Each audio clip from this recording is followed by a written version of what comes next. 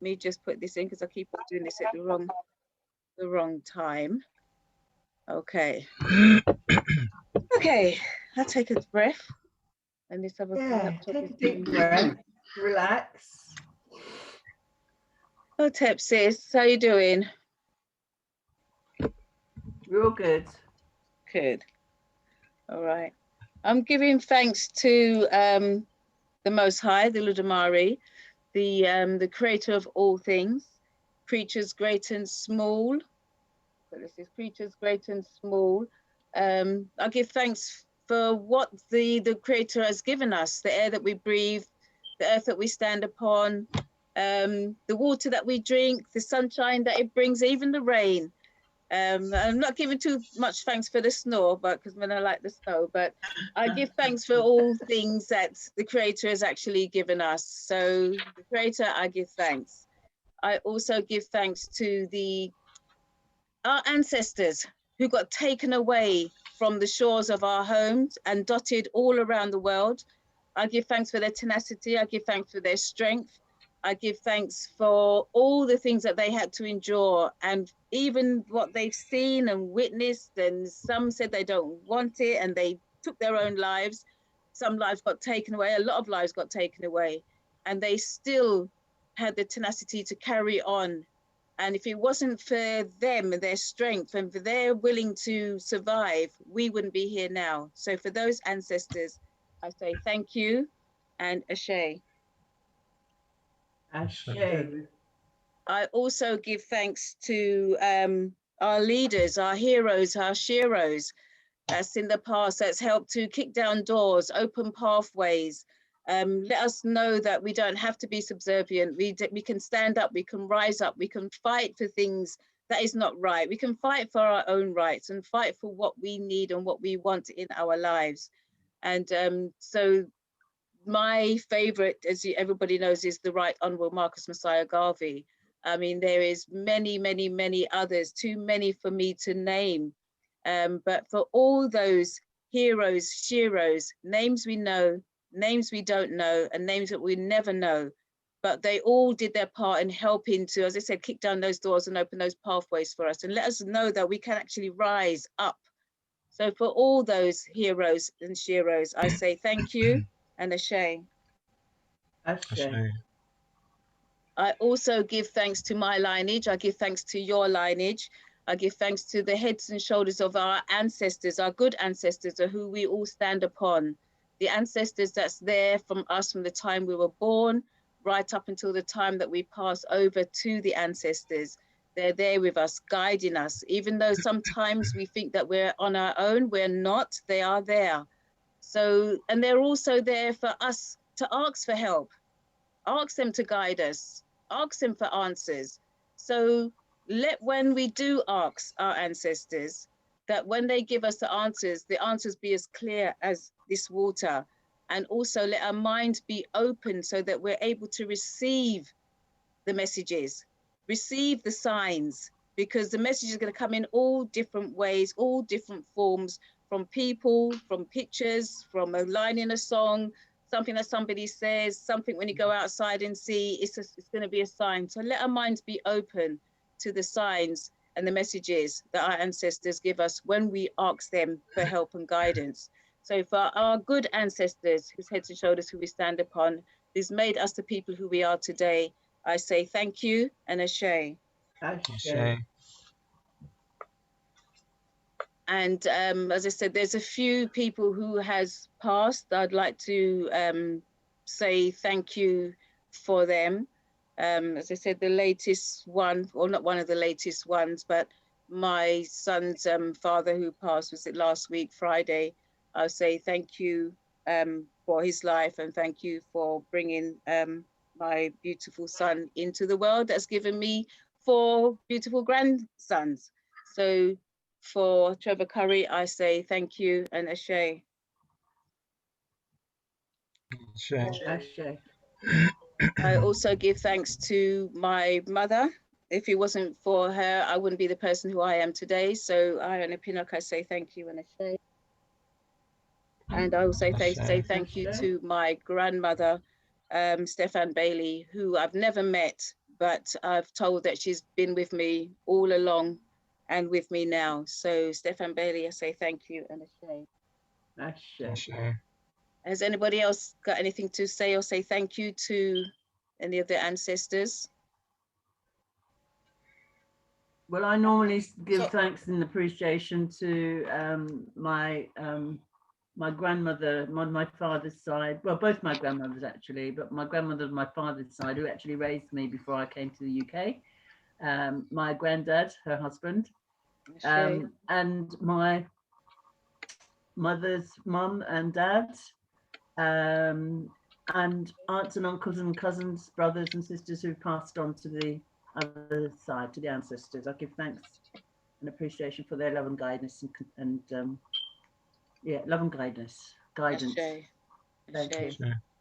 Anybody else? I'd like to give thanks to all of my ancestors, my parents in particular, for making me who I am today, for my sister and my brother who've also passed and are now ancestors, and my cousins, and indeed all my family and all in the entire African family. Ashay. Ashay. Ashay. Yeah, I just want to give thanks for today, for making me see another day, and the challenges that I've had today, being able to go through it smoothly.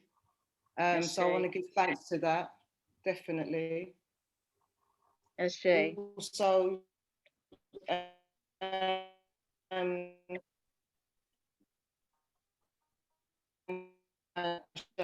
Also, who's my mother? Ashay. And Miranda Cornelia Francis, who is my sister. Ashay. And to my other ancestors that have passed over as well. Ashay. Ashay. Ashay. Ashay. Ashay. Ashay. Anybody else? Okay. Thanks to my mother, Catherine John, my stepfather, Norbert John, Ashay. my grandmothers, Melda Mitchell, Evie Noel, my brother-in-law, Lee Jardine, and his daughter, Sandra Jardine. Ashay. Thanks for them. Ashay. Ashay. Thank you. Thank you. And like to re-welcome everybody to joining us on the Garvey Villages Unlock the Chains and Keep Well, where our guest presenters gives us the remedies and keys. And we're on week 44. So we are moving up, steadily moving up towards 50. so as I said, we've passed the birthing stage. So now we're at the nurturing stage. So Royston, is there anything that you'd like to say?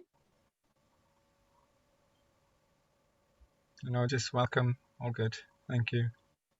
Okay. Just to say that maybe, I don't know what you can do about it, but your internet is not very good at the moment. I don't know if you can do anything at all. It's supposed to have been fixed. You dropped out just now. Yeah, it's supposed to have been fixed. It's worse than it was before, because I was on the phone to an engineer earlier on, and it's, I don't know. I'm gonna have Can I ask Auntie Jane, do you have a little connecting lead? Because what my daughter told me to do when I'm doing these kind of events is to log in. I've got a little connector and I log it into my my Wi-Fi and into my laptop, and then I have no problems ever. Okay, connecting leads to go from where? To your phone? Hope I can show it to you. So it's a cable. It's got a internet connector that goes into the Wi-Fi box, and then the other piece goes into my laptop. Okay. If you haven't got one, you haven't, but I would recommend it to people because it just ensures that you always have service. Yeah, yeah. I've got that on my PC, but I haven't got a connector for my laptop, unfortunately. Oh, okay. But It's worse well, than I'm what it sure was we'll before. manage. I'm going to have to go back onto the engineer. He's given me his email address, but it's worse than it was before. Yeah. Anyway, I'm sure we'll manage. yeah, Yeah. we'll strive on through. We'll strive on through. Okay. I'd just Okay. like to remind everyone that when the presenter is making a presentation, that you keep your mics mute unless otherwise stated or asked or requested, and you write down your questions for the end of the presentation, or you can put your questions in the chat. Okay, I see there's a hand up, Shaka. Your hand is up? No? Okay, you got a hand raised. All right, so with that, I'm going to introduce our first presentation by our first Auntie presenter Jean, for this evening. Yes? are we on the radio? No, not today. There was a little bit of a problem, so Okay. we're not on radio today. Okay. All right. I was just reminding you to announce it. That's all. Okay, thank you. Yeah, there's a slight problem. So yeah, that was the lastminute.com why I wasn't able to be on time, so to speak. So so yes, I'm going to introduce our first presentation, our very own Cheryl Mcleod, who is one of our directors for the Garvey village, and Cheryl is talking about the Catford against ethnic cleansing. Is it? I've got that wrong, haven't I? Because I've You've done that absolutely terrible. That tells you how much she wants to know about my house, the housing crisis within Lewisham. Okay, okay. I will reintroduce myself. Thank okay? you. That's all right. That's all right. I've got you. I'll support you. So yeah, Thank has you. Auntie Jean quite rightly got right? Yes, I am Cheryl Mcleod. I am one of the directors for the Garvey village.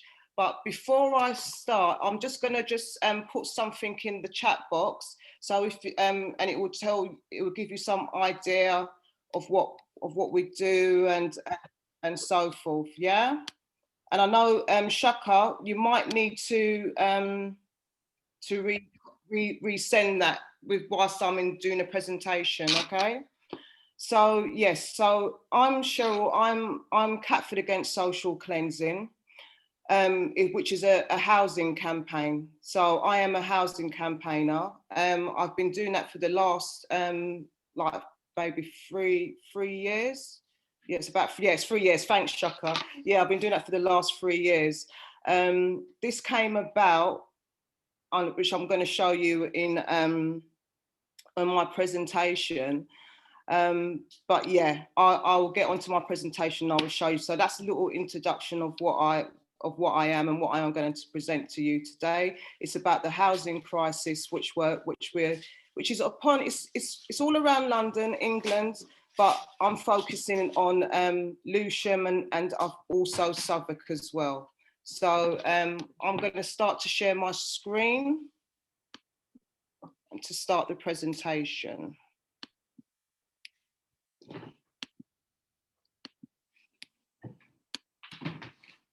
Hopefully, can you see that, everyone? Yes, Yes. yes, we can see that. Oh, yay, that's Yes. what I like to hear. Okay. Okay, so as I said, it's CASC is short for Catford Against Social Cleansing. So I'm going to start the presentation now in regards to, and this is going to be the annoying bit because I'm going to also hear people coming into the into the room. Yeah. Okay. Right. So why did I become a housing campaigner? So first of all, it was to provide a voice for the community against the council's plans. Also to inform the local community about the council's intentions, and for example, and to fight against the social cleansing of African and African Caribbean and minority people in Lewisham. But my main focus is on us as people of African heritage. And also it was to pressure the council to develop at least 50% of social rented homes within these developments. So what was taking place? I went to a consultation which was taking place within at Catford Civic Suite, and the person that was presenting, which was the person called a Capita manager, she was presenting, and they was talking about Milford Towers and so forth. So I was saying to, she said, yeah, in Milford Towers, there isn't, there's like less desirables in there. So I'm like, what do you mean less desirables? And she said, single men. And at this point, I wish I had actually taped what she said to me, because I couldn't believe what she was saying to me. So when I said, okay, I didn't believe what she was saying. So I said, me and 3 other people, we spent, must be about best part of a week going around Milford Towers, knocking on every single door. And that's 274 units within Milford Towers. And what we found behind there was actually families. So that's what started me off, from what I'd seen and what I had spoken to those families of what was going to actually happen to them, because that was going to get demolished. But I will talk about that as time goes on. So the inequalities, the government annual statutory homeless report revealed, as you can see on the screen, that the 10% of people that were people that was applying for council to help them with homelessness between those dates. Sorry, my screen is a bit. Let me try and see if I can just minimise the screen. Yeah. Okay. So yeah. So between April 2019 and March 2020, black people, despite making up only 3% of the households in England, were homeless. And also the inequality, that means that according to the analysts from the Big Issue and Ride Out Recession Alliance, which partnered with Shelter, they also found out that there was 1 in 23 black households became homeless or were threatened with homelessness pre-COVID-19 pandemic. So just to compare that to just 1 in 83 households from other ethnically combined groups. So that just tells you that the housing issue is not a issue that is not for us. It's not about us. We need that housing. So anytime they are building up these developments, we have to always question, who are those developments for and who are they going to house? So with that, it's who needs the housing. So in 2015 to 2017, only 16% of white British households rented their home from a local authority or housing association. Households with higher rates of renting social housing were from Black African, 47%, and Black Caribbean, which was 45%. Bangladeshis was 39, mixed white and Black 38, and other Black was 37%. Arab was 34%. Mixed white and Black Caribbean 33%, and as you can see, white Irish was 26. Households from Pakistan, Chinese and Indian ethnic groups had lower rates of renting social housing at 10% and 9% respectively. So these are not figures that I've made up. I've got links there. If anybody wants the links, I can show it to you, because this is from the government. This is from the government listings, so government site. So hence, whilst I know my people of African heritage, they might feel, what is this woman doing? What is she actually doing, you know? And it's, as I always say, I'm okay, I have a home, but I have got to think about the next generation that's coming up, the youngers that are coming up, and where are they going to be housed? Are they going to actually have social networks to where they used to live? Are they going to be moved out of borough?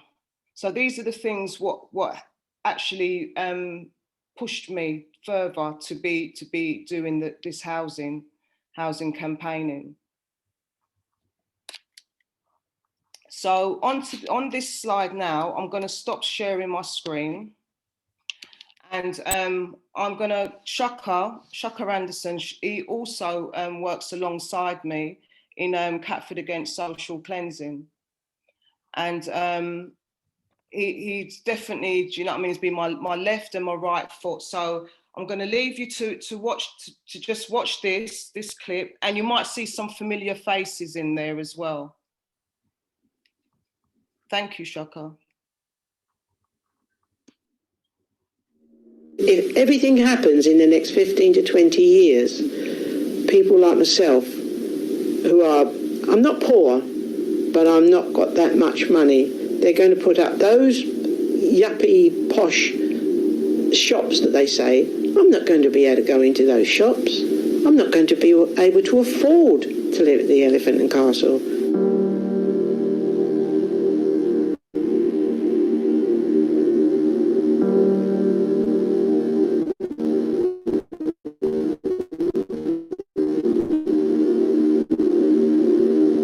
Shopping centre will be coming down and be replaced with a new town centre with much better shops. Well, the new shops are not kind of the shops that we recognise, and we don't really go in their shops. For a start, they're very expensive.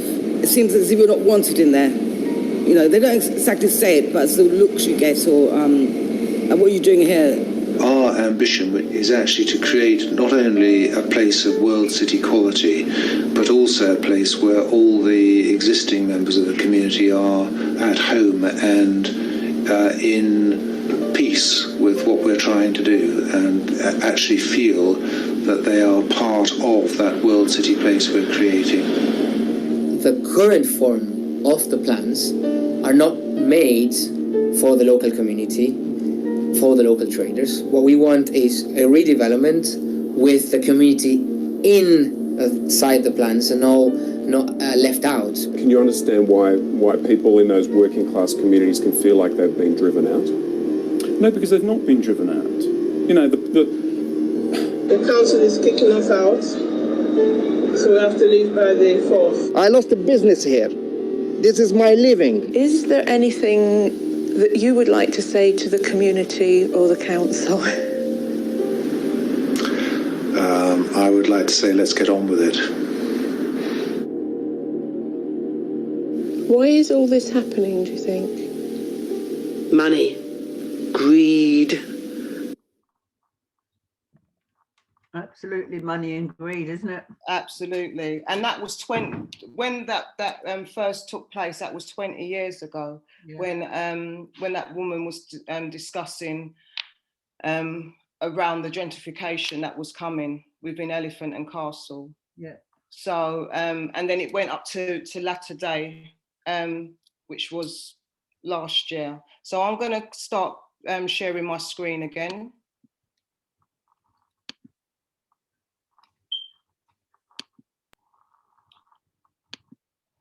Right, so as you see from the Elephant and Castle, they are actually going to be demolishing, as some of you might know, the shopping centre.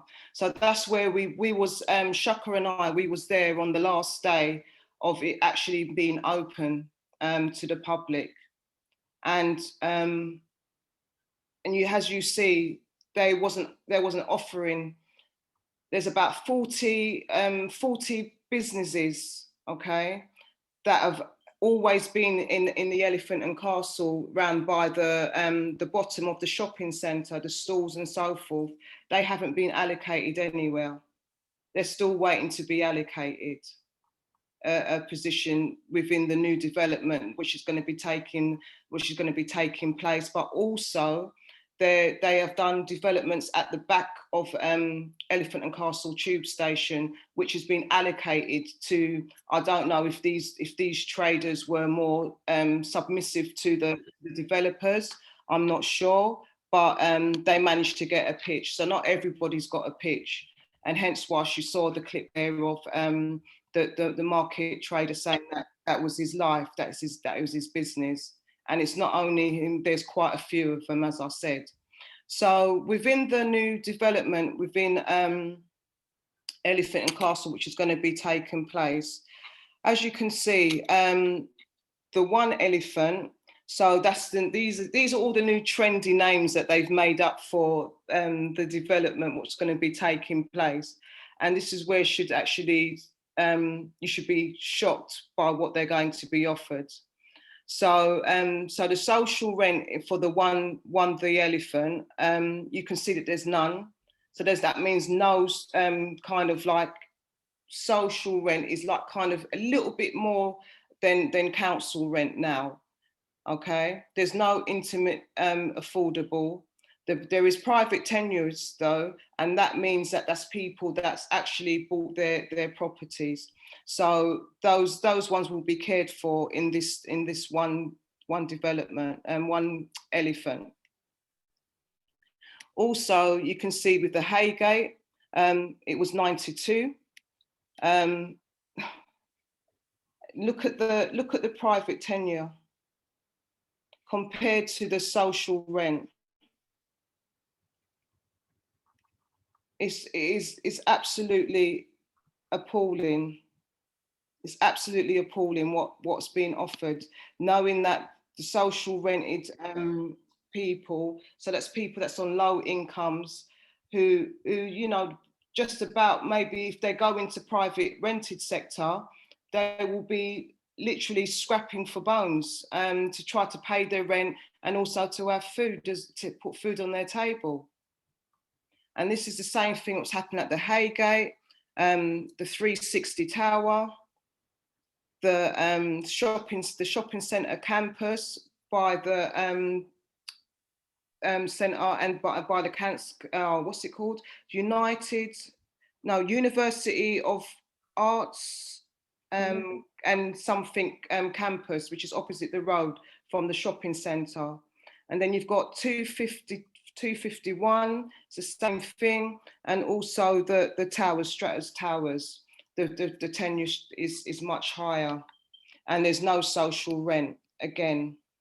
So this shows you that they are trying to cleanse the area. So right, I'm coming back down into Lewisham now. So the housing waiting list register.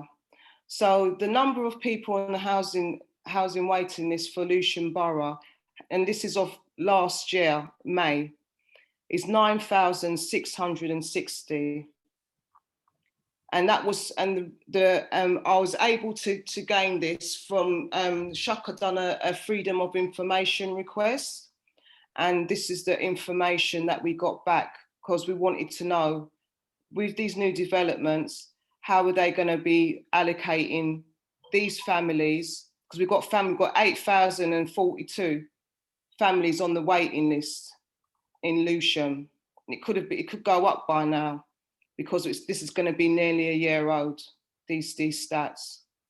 And then we've looked at how many of these families on the housing waiting list for the borough have two children, and it's 2001. And the same with how many of the families have a minimum of 2 children that are not the same sex, but this is a bit higher, 2,524. So you can see that Lewisham has got a problem. And we can see that there's a lot of development, a lot of regeneration taking place within Lewisham. But why isn't there any changes? Why isn't these waiting lists going down any further?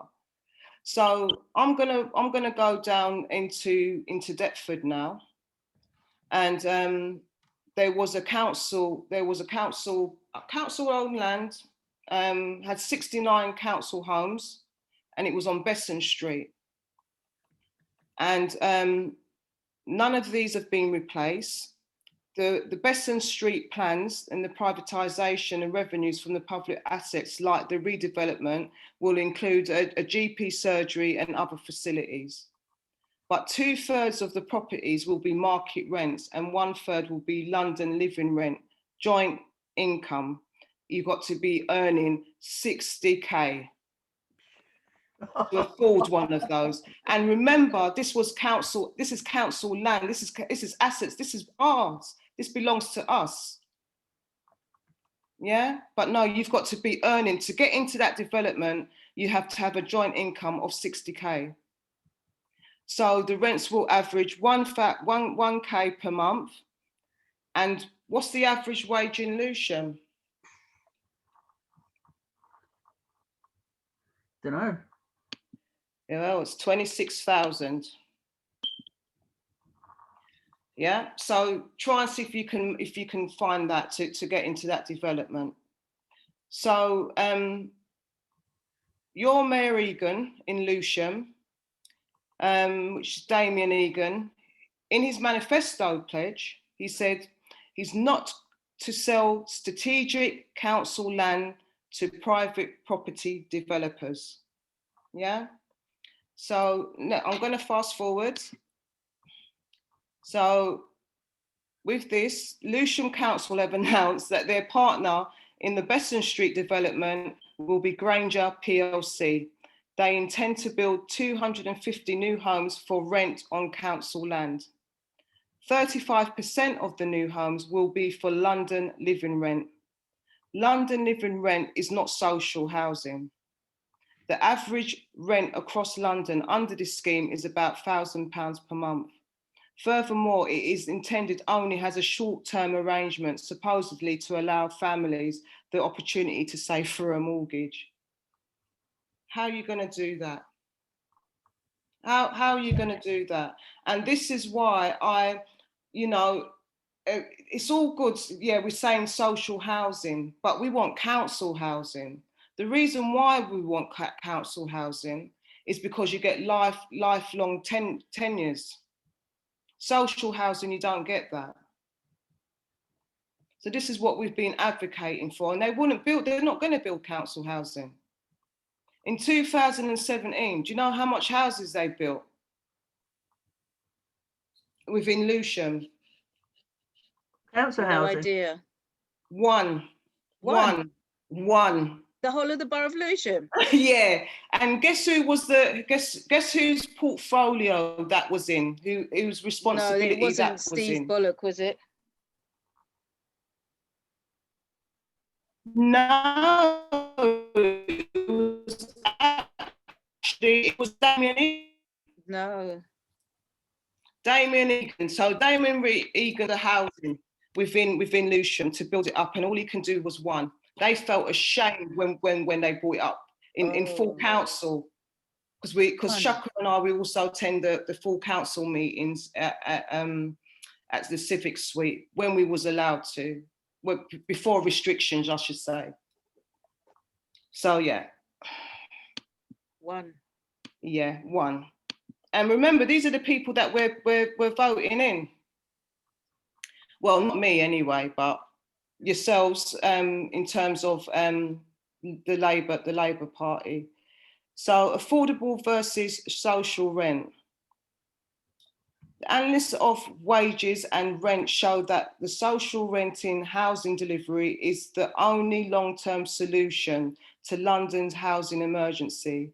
We take private renting households on the lowest 20% of the wages and analyse rents to see what is affordable to them. In 2018 to 2019, the median rents for the new social rent lettings took up 23% of their wages. By comparison, the London affordable rent at benchmark levels took up to 32%, and the median affordable rents at 41% of their wages. Wow. Yeah. Oh, nearly half. Yeah, exactly. This analysis shows that the only social rent that takes up less than 30% of this household group wages, it's only social rent. It therefore should not be conflated with London affordable rent or affordable rent.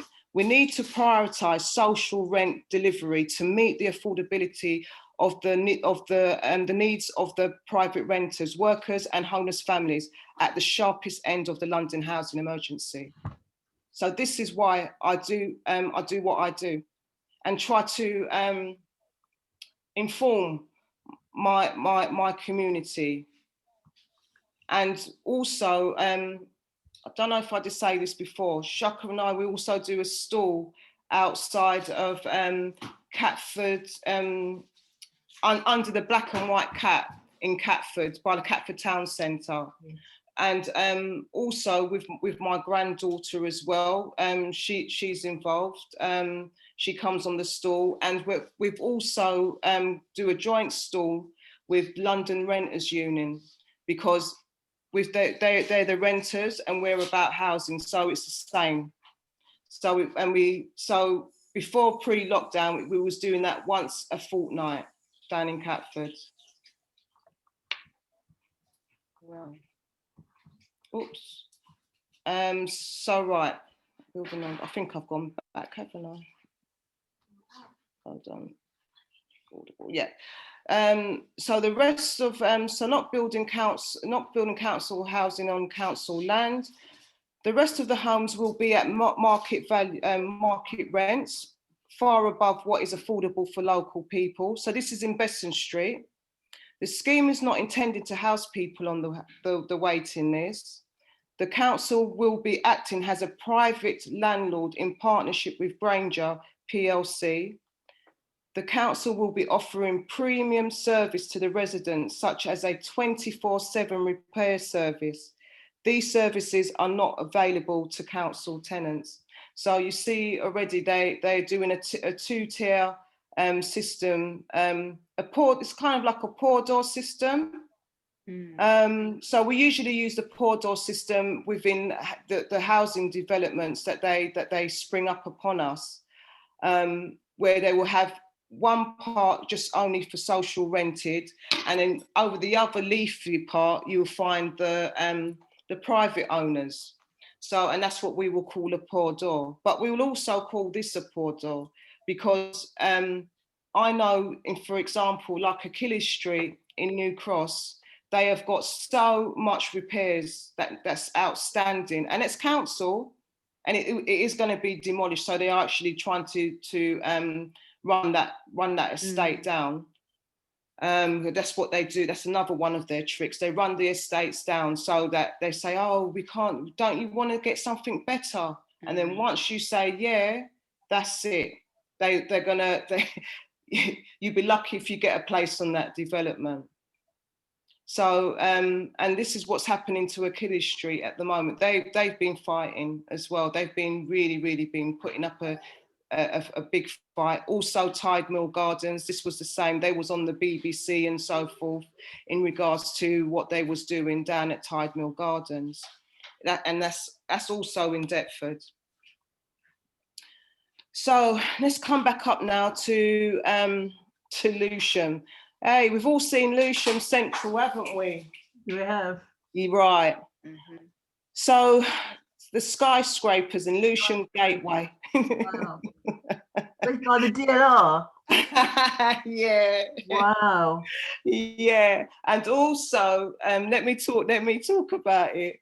So there was plans submitted to the council on Tuesday, the 16th of July, to approve the building of 2 tower built blocks in Lewisham Town Centre on the old site of the Carpet-Right shop. Yeah? Yeah. Mm-hmm. One building will be 35 stories high and the other is 20. And this is considerably higher than the existing tower blocks built in the town centre. Yes. So on that particular day, I actually lobbied objections to the tower with 2 other people. And remember, this is in Lewisham. So as I said, I'm Catford against social cleansing, but I'm getting pulled across all the borough where people want where I will go and support other housing campaigners as well as doing with Catford. So they acknowledged everything what we said, but they said, oh, we can't send it back to Sadiq Khan because if we oppose it, basically you're calling it back in. It will go back up to the mayor for last approval, and the committee chair said that they're not going to do that. They listened to what we've got to say. They was making all these nice noises, the committee, and I think it was voted 3-4 for the development. So yeah, this is what they do, and there was a lot of objections towards it. They just carry on regardless, because they know that what I don't know what they're getting out of this. In terms of, we know that there's something happening with backhanders and so forth going on around there, but this is what they keep on doing. They just keep on rolling over for developers, even though the community 35 stories high. Imagine that, 35 stories. So you go through Lewisham now, okay? On a sunny's day, I was driving through Lewisham and went past the 2 tower blocks that's already there now. And I tell you something, I goes, oh my God, I can't. It was just so dark. But this was a sunny day. Yeah, yeah. And then when I came out the other end, like going towards Lumpit Fell, that's when the sun came out. I could see the sun. So that just tells you, imagine having a 35-story high in there now. You're not gonna see daylight at all. No. And these were the oppositions that we put through. It's totally ridiculous. But again, they don't listen to the community. No, it's about money. Exactly. So see the light in Lewisham, I've named this slide. So Lewisham Town Centre has already been blighted by the construction of the numerous high-rise, low-quality buildings that have been provided zero social or council housing. So there's no social rented housing in there. So it's about to be further degraded by the Gateway 2 development, which would also provide zero social housing. Wow. So this development clearly fails to meet the aspirations set out in Lewisham's core strategy for housing, which they said that they're going to be building all these homes. So how much homes was it again? Your mayor said, Shaka? Shaka? His target was for 1,000 homes. 1,000 homes in his term, but they're not going to make that. No chance. There's no chance, is there? No. Thank you, Shaka. Okay, so I'm coming up to the end now of my presentation, and as you know, we do put freedom of information requests in to the council. And we're always asking them questions. I think they get so fed up of. I literally have to bounce it between Shaka and I, to try and to spread it out. And the reason why I've got this picture, you know where this is, don't you? Where this old swimming bars used to be. Hey, thank you. Ooh, Patricia, you're on the ball tonight, girl. Yes, it definitely is. So this is the pop-up on the old Ladywell swimming baths, as Sister Patricia quite rightly said. And as you can see, this was, because this can be dismantled, this development here, because as I said, it's pop-up, so they they'll dismantle it and move it somewhere else within the borough. So when that land that's there, that is council-owned land, and I have put a freedom of information request in, and I've asked how many social rented homes is going to be on that piece of land. And the reason why I asked that is because when we had, as I said, we go to the council committee meetings. So when we was in the, I believe it was the Housing Select Committee, was it Housing Select? Oh no, Sustainable Development Committee, we was in council committee meeting.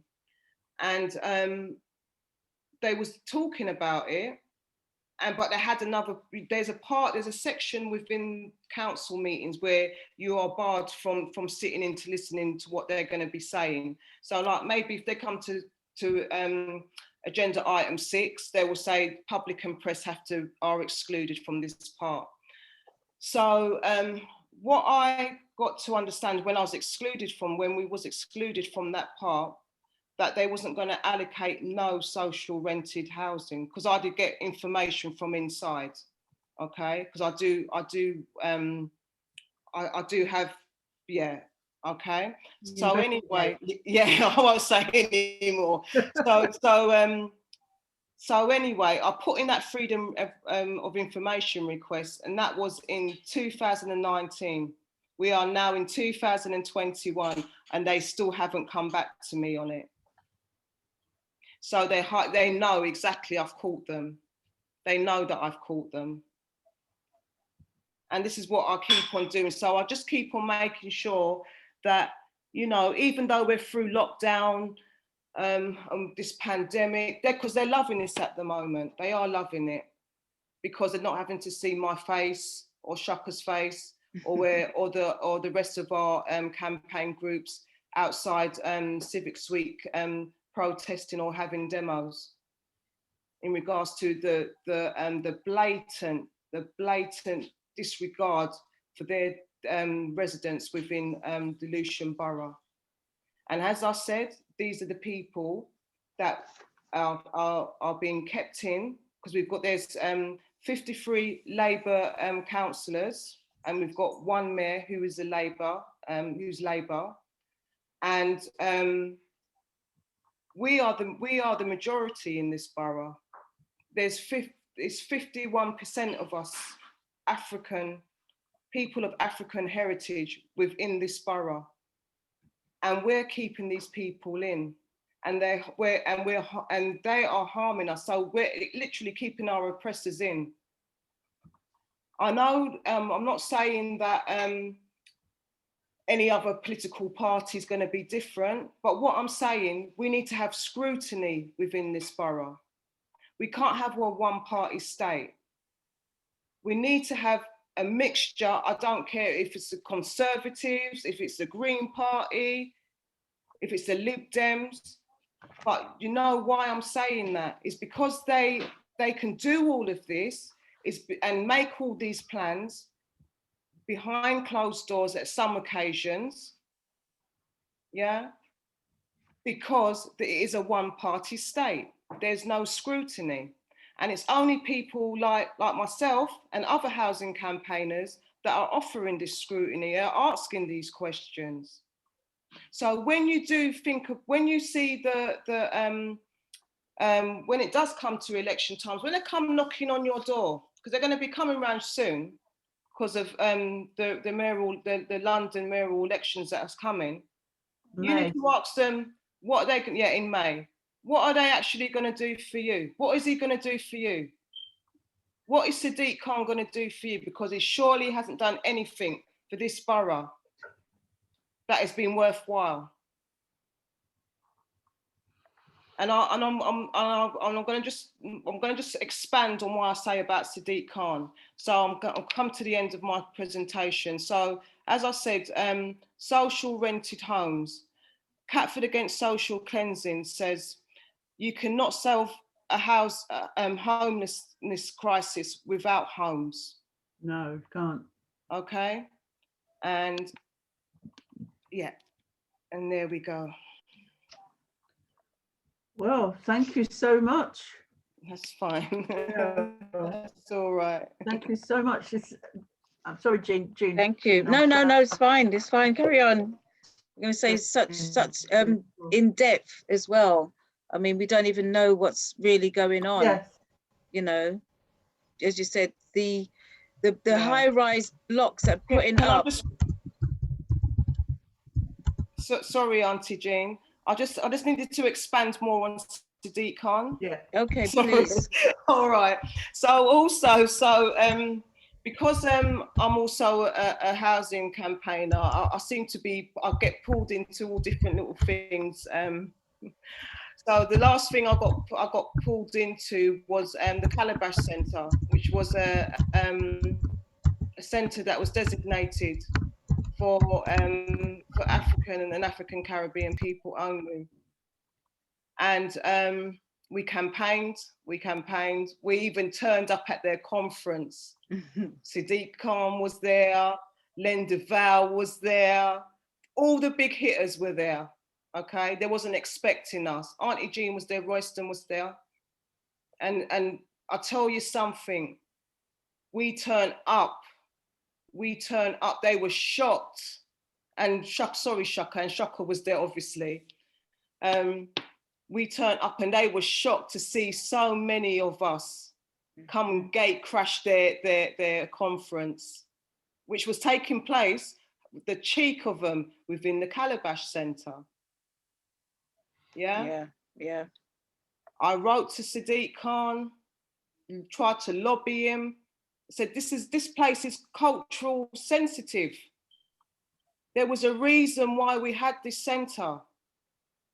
There was a reason why Jack Hawkins, the then council leader, had designated this space, because we didn't feel accepted with the colonisers in their space. Hence why we had a safe space. And you know what they've done? They opened up. They said, no, we're going to go ahead. Even though their own councillors was on our side. I couldn't believe they're actually, the councillors found a backbone. And they said, no, we're gonna get this called back into the mayor. So once it's called back into the mayor of Lewisham at the time, he's not expecting that, because he's never had a call in like that in all the time that he's been there as mayor. So he's seen them as being rebellious now. So even though we went back again and we said, it's been called in, your overview and scrutiny, your own councillors are saying, and officers are saying, no, you can't go ahead with this. You know what he said? We know that it's African and African Caribbeans trying to use our words, but we need to still open it up to everybody. All right, but the Irish Centre is still going. It's still the Irish Centre, but ours, which is down in Catford, but ours will have to be open to everybody. So that is no longer for us. And there, I'm going to end my presentation, and that's what I'm saying about Sadiq Khan. Thank you so much. That's okay. It's just we've always got a fight in our hands, no matter what we do, no matter what we have. You know, it's never, we don't have it for long. It's, you know, what we have is as you said, is for everybody, but everybody else can have their own thing. Absolutely. Which is absolutely awful. It's quite disgusting. Hence why we need the Garvey village, because it'll be our own thing. Yay! Yes, right yes, on, indeed. Sister. Yes. Yes. Yeah. We do need money though. So a couple of points. Thanks, Jez. It's, you know, sterling work, and you too, Shaka. I know you're right in there. Just to say that I was in a meeting earlier today which talked about this consistent loss of assets that we have had temporary homes in, and that we need to come up with a strategy of capitalizing and claiming things and making things our own, you know, as some other groups have managed to do. So there's a recognition that although it's late, that we need to do more of that towards moving that agenda forward. And I don't know if you know, but I got a text today that said Haringey Homes, so Haringey Council has are taking back Haringey Homes as an in-house provision. Right. So that leaves Lewisham out on a limb, I believe, as Absolutely. in relation to some of the London boroughs. So that could be something else that could be lobbied for. And, you know, my thought is that Haringey Homes might look to then build some social housing under their tenure rather than do otherwise. I don't know. I'm just kind of pushing Sorry, that. I'm sorry. I'm always cynical. I know. All I right. know. I can't, Shaka, I'm going to bring you in because I know. So Yeah. I'm going to bring you in. Also, right. So what Lewisham are planning to do, they've been planning to do this for about a year and a bit now, is to bring Lewisham Homes back into Lewisham Council. Right. So they've been working on that. Right. So, but yeah, it's going to be interesting how that goes forward, because we already know there's going to be a lot of complaints. But sorry, Shaka wanted to come in and say something as well. Well, firstly, thank you for that presentation. That was brilliant. I just wanted to fill in a couple of gaps, if that was all right. So, so you know, the mayor, he put in his in the manifesto about not selling any land to developers. I mean, technically, he hasn't sold any land. What he's done instead is he's given it away. So they've actually, he's technically not sold the land. So the land in Besson Street, for example, that was wholly council owned, and they handed it over to Granger for £0 in return. And if the council decided to change their mind and say, well, actually, we don't want to do this anymore, the council would have had to have paid, I think it was a £60 million fine. So they were virtually locked in. So they virtually were locked into that deal. And they did that literally under the radar. They did. With Tide Mill Gardens in Deptford, they gave that land away too. And not only did they give that land away and evict, you know, what was a nature garden, what they turned the school. So Tide Mill Gardens effectively used to be a school in Deptford. It used to be a primary school, and the primary school closed, and the local residents turned it into a nature garden. And the council were just like, well, no, you know, we are going to take this back. And there were actually ways that they could have kept the nature garden and built the development. But the developers effectively said, listen, we want to do it our way or we're walking away. And the council gave in. And so that's basically what happened. But to add to that, they are also taking over Reginald House, which is a block of flats situated next to Tide Mill Garden. So just like with Archilles Street in New Cross, they're booting out residents from perfectly sound flats to effectively give over to developers. They are also, because of the fact that they used an eviction method to get rid of the protesters on the site, they are paying upwards of £1.5 million a year for security to secure that site. And there have been no planning, there's been no planning submitted for that build. There's not even been any plans that's been produced for that site. And that eviction was in 2018. So I'll leave you to sort of figure out the maths there. One other thing as well, as what Cheryl rightly said, because we was driving to a meeting that day and we literally lost the sunlight driving through Lewisham. That is not the only 35-story block that they're planning to build in Lewisham, or that approved planning permission. There was a block so the Tesco car park, they are looking in Lewisham, they're looking to redevelop that. and they were planning to build a 35. Well, okay, so what happened was the developers put in planning permission for a 30-story building, and that planning permission was rejected. They then came back, added 5 floors to it, and didn't change the planning permission much from the first application, and they made a couple of claims. But out in this development, there were 365 apartments, and only 4% of those apartments were going to be for social rent. Only 4%. So this is why, you know, I think it's important to understand what's going on here, and because what they end up doing is they end up breaking up our communities, sticking us, dispersing us around the borough, not just even around the borough, because what you have to bear in mind as well is that there are a lot of families living outside of Lewisham whose children have to commute to Lewisham to go to school just to keep their place on the housing register.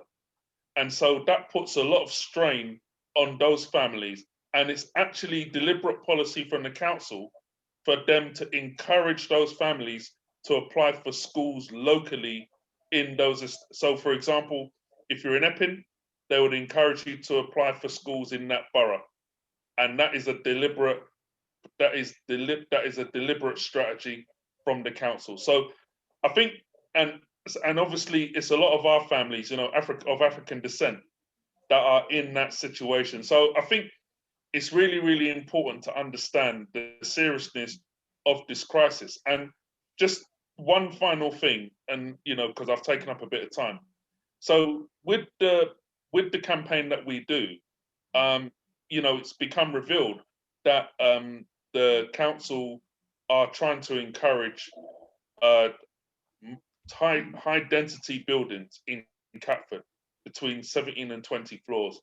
Now in 2019, when we went to the original consultation, they were talking about 10-story buildings and maybe 115 absolute max. So this is what they do. You know, they're trying to it's environmental racism when you think about it, because, you know, they want to create these green spaces, but for white people, but for black people and people who are not white, you know, they sort of put us in these areas like in Creek Road, you know, and where there's a lot of traffic, etc., etc., and it's just not environmentally sound at all. So it would be really good. What I would encourage you all to do is to get to know who your ward councillors are. Start asking them questions about these sort of plans. Look out for your ward meetings and start attending council meetings, because a lot of people don't even know who represents them, and you go and tick an X at the ballot box. Don't do that anymore. Get to know these people. Let them know that you care about these local issues. Thanks. Thank you. Thank you very much for the insight. Shaka. Thank you, Shaka. Sorry, I'm gonna round up now anyway. So the latest campaign, what Lewisham has done, which I've been asked to support, is there's a woman. I did put it in the chat box, I think last week. There is a woman who was a rape victim and also suffered domestic violence. She got evicted from Lewisham, and she's got 2 children as well. What they have actually done, they said, yeah, the only way that we can move you on is to move you to the Home Office, where you will go back to Nigeria. So they're going to deport her. So I've been brought. You're going to be seeing it in the papers. So I've been supporting that campaign as well. So that's Women Against Rape. They've asked me to come in to support her. Thank you. All right? So these are the things that's happening to our people within this borough. And they're trying to do it under the sly. And this is going to shame them so much of what they've done, because they've made her a victim twice over. It's a total disgrace. Absolutely, absolutely. So, and this is what's happening. And today I also done an interview for the New Statesman as well. And so it's going to be more. This campaign is going to be national as well as local. It's going to be nationally known. So I just want us to say thank you for taking the time out to watch the presentation, and I hope you've enjoyed it. Thank you very much for being who you are. Somebody's just raised their hand. Yeah, Patricia, I have a question. Oh dear, go on, Patricia, I have a question. Well, I just wanted to say well done to, you know, for all the work that you are doing, Shez. Oh, you know, the campaign for us, I mean, it's definitely another aspect of us being attacked. Yeah. You know, not only through the health, you know, not only through the education, not only through, you know, it's another area. And, you know, we get worn down basically because, you know, wherever you go or wherever we go, we are constantly under attack. And although my postcode is Lewisham, but it's actually in Greenwich. I live. Oh, you're on the border. Oh, you're in the royal. Oh, you're on the royal. You're in the Royal Borough of Greenwich, are we? All right. Yeah. But basically, you said the same thing is happening everywhere within London. You know, and people are actually being separated from families and are, you know, being moved across London from, you know, different boroughs. So, you know, I see this as another form of attack, and therefore would want to encourage people, you know, particularly people who've got issues to do with their housing, to get involved, like you have done and Shaka has done, in terms of finding out what the council is doing. Unfortunately, Shez, it looks like, you know, it's all to do with money, like everything else. Yeah. However, I do feel the way you and Shaka and Auntie Jean and others were able to attend that meeting at the Calabash. You know, it's really about actually making our presence known to people, so that they can't just, you know, do what they like. At the moment, I think because we're under so much stress right across the board, it's very, very difficult for us to keep on top of things. Absolutely. So thank you very much for coming along and sharing this information with us, so that we realize it's not just COVID. Exactly. Okay. I mean, we know that anyway, but this is something, as you say, it's under the radar, and people, you know, unless it's talked about like you have done, you know, I thought Lewisham Homes and the council were working hand in hand, but, you know, things are going on, and particularly now, as you know, there's no committee meetings, things are happening, you know, underhand, we know nothing about. I think it's shocking. The committee meetings are still going on, but what happened is online. So it's not the same. So they're not near. They're not, you know, physically in that space to they're actually not accessible. They're not accessible. Exactly. So So no, thank you, Sister Patricia, and Ashe. Well, thank you for your work, and thank you, Shaka, for your. So at least you know why I'll say, oh, I'm overworked. You know right now. I have an appreciation now. Thank you. All right. Thank you, Auntie Jean. You're welcome. Has anybody else got any questions? Because as I said, could I just make one final point? Yes. On the Calabash. Please do. Cheryl did a brilliant piece of investigation, and it's in the News Shopper, and you'll see that the council have had to reveal that since 2000, I think it was between 2017 and 2019, they spent £330,000 on consultants in terms of the Catford development. But they got rid of the Calabash services for the African Caribbean elders to save 140 grand. Wow. So it's not that they didn't have the money, it's just that their priorities were not us. So I just wanted to share that. They don't care about us at all. They never have done. No, at all. You know, hence, you know, it comes back what we can do, what we need to do for ourselves, you know, and, you know, it just goes on. It just goes on. Yeah, thank you. Thank you, Shez, for bringing that to our attention. I'm free now. Way.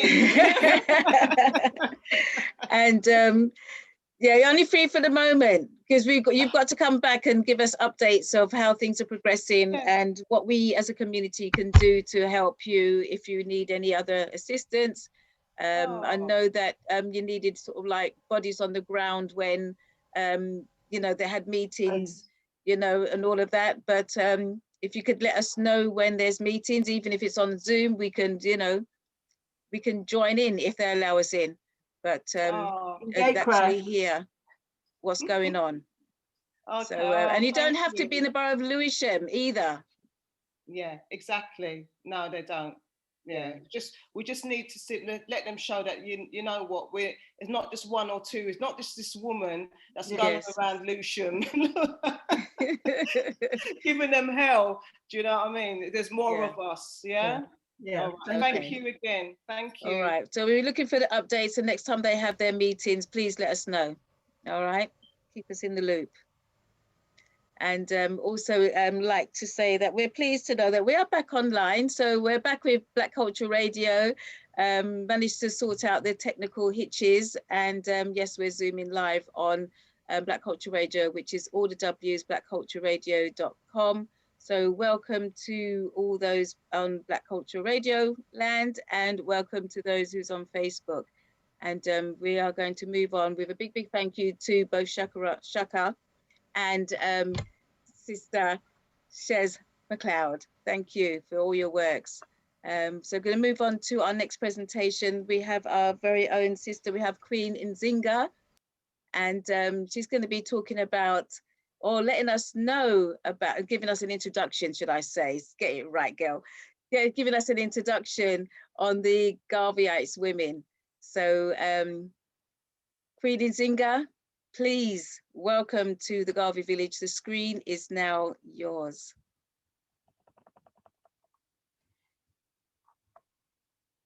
If you'd like to unmute yourself. You're muted, sis. You're muted. I don't know why, but I was on a meeting the other day, and since then there's this little hand that keeps coming up. It makes it difficult to unmute. Anyway, greetings to everyone. Nice to be here and to share some of my work with you, as well as the work of the legacy that was left by the women in the Garvey movement. So I'm going to start by telling you just a little bit about myself. As Auntie Jean said, my name is Nzingha Asata, and I've lived in this country since 1959, with intermission times when I've lived in Jamaica, gone back and lived in Jamaica as well, and I've also visited Ghana and Kenya. You know, one of the things that I think is really important, and I'm going to share just a quick bit of something that we did in 1983, which shows us that although things are said to change, it's amazing how much they remain the same. Now, when I started out as a political activist, I started with the Association of Black Social Workers and Allied Professionals, and we used to meet in Brixton, and we were organising around preventing social services and other people taking Black children into care, breaking up Black families. And that was how I mean, prior to that, I was the chairperson for the Parents Teachers Association at my children's school, and also held a position of treasurer, which was basically to get an understanding of what was going on in the school. And I would certainly encourage our people to get involved in these things, because it gives you that insight into a lot of the things that are actually going on in the background in the schools that we're not aware of. So as I said, that was my first piece of work, which was to work with the Association of Black Social Workers and Allied Professionals. And at the time, they were taking Black children away from their families, placing them in care, and fostering them out in the country in areas where they were disconnected from their family and their community. And I just want to read the first line of a report that we submitted to the House of Commons Social Services Committee in 1983. Now, it says, necessity has given birth to the Association of Black Social Workers and Allied Professionals. The members of the association believe that the experience of being Black in Britain is shaped by institutional and individual racism. We believe that institutional and individual racism permeates all aspects of services offered to the Black community by statutory and voluntary agencies alike. And I'm sharing that because that was 38 years ago. And here we are, 2021, saying almost exactly the same things, suffering the same trials and tribulations. So you can see we need to open our eyes and see what's going on. Because even as the young sister Shez was saying, our people are still voting for the people who are keeping us in this condition. Mm-hmm. Anyway, I'm going to move on. A little bit more about myself. I'm a mother, I'm a grandmother. I'm active in a variety of different institutions, not so much now because I'm trying to retire. Over the years, I've been involved in forming with other sisters, the Harriet Tubman sisters. We had a group in Balham where we would organize political education on a Friday for people in the community, but especially for women, to ensure that they were aware of their power and their responsibility to make a contribution in the community. I was also the secretary at that time to the Black Action Group, which provided services for young Black men in particular, homes in Balham, and also legal advice and other such advice. Also worked with a lot of the Pan-African organizations. I was the chairperson and treasurer for the Marcus Garvey Centenary Committee in 1987, when we worked to celebrate Marcus Garvey. And that plaque that I can see behind Auntie Jean came out of that work that was done. I'm going to share, before I start talking about the Garvey women, I'm going to share a couple of poems from my personal book. I'll put them, can the person who's asking for, I'll put my details in the chat. But I want to share two of my personal poems before and it's from my book, Women in the Garvey Movement. And the first poem is a short one, but it also looks at where we are today, because, you know, so much about, just recently we've become flavor of the month because so many people are saying they're not going to take the vaccine. So all of a sudden, everybody knows about us and everybody wants to tell us what we should be doing. Mm-hmm. So this poem, I just thought I'd share. It's a short little poem and it's called Uncle Tom Dead. Somebody better tell Britain said, somebody Uncle Tom them dead and dying. And that is a new breed of Black people, they are England. And that is to say that we are going to stand up for ourselves and we are not going to allow people to do as they like with us and, you know, tell us what we must do and what we mustn't do. And especially some of those MPs, they've got, I don't know if any of you have seen this short video where they've got all these MPs ganging up to tell us what we must and mustn't do, and we mustn't stand up for our rights. Now, my second poem is called The Incomparable Black Woman. Is there any other race of people on this planet who can expect such leadership, dedication, strength from their women? Black people have much to thank Black women for. Black women, the strong, confident ones, the quiet, unassuming ones, the women who are always there for the race, the women who are always there, working hard, giving their all, being mother and sometimes father, being everything to our community. The Black woman, mother of creation, strong, oh so strong Black woman. What is so sad is that many Black men fear her strength, fear her strong spirit, and fail to love, honor, and protect her. The Black woman, mother, daughter, wife, sister, aunt, grandmother. Black woman, mother of all creation. Black woman, the original guardian angel. So let's move on. Thank you. So let's move on now to look at why we should be talking about the women in the Garvey movement. And what I'm going to try to do is, because Auntie Jean has asked me to do presentations on this over a period of time, I'm going to start with a kind of introduction, and then we can move on to look at some of the women, highlighting their actual work and contributions, naming them. And in that way, people can actually also go away and do their own research and investigation into, you know, who are these women? Why don't we know about them? Why don't our children know about them? You know, when you think so many of them were Jamaican women, and yet there's absolutely, I would imagine, not a line in any history book that is taught in the schools to bring this to the attention of young people. So why are we looking at the Garvey women? This presentation will focus on the contribution of these women. And as I've said, future presentations will identify specific women and their contribution, with a view to helping contemporary Africans to use this legacy for creating change, improving the lives of our people, and contributing to our development.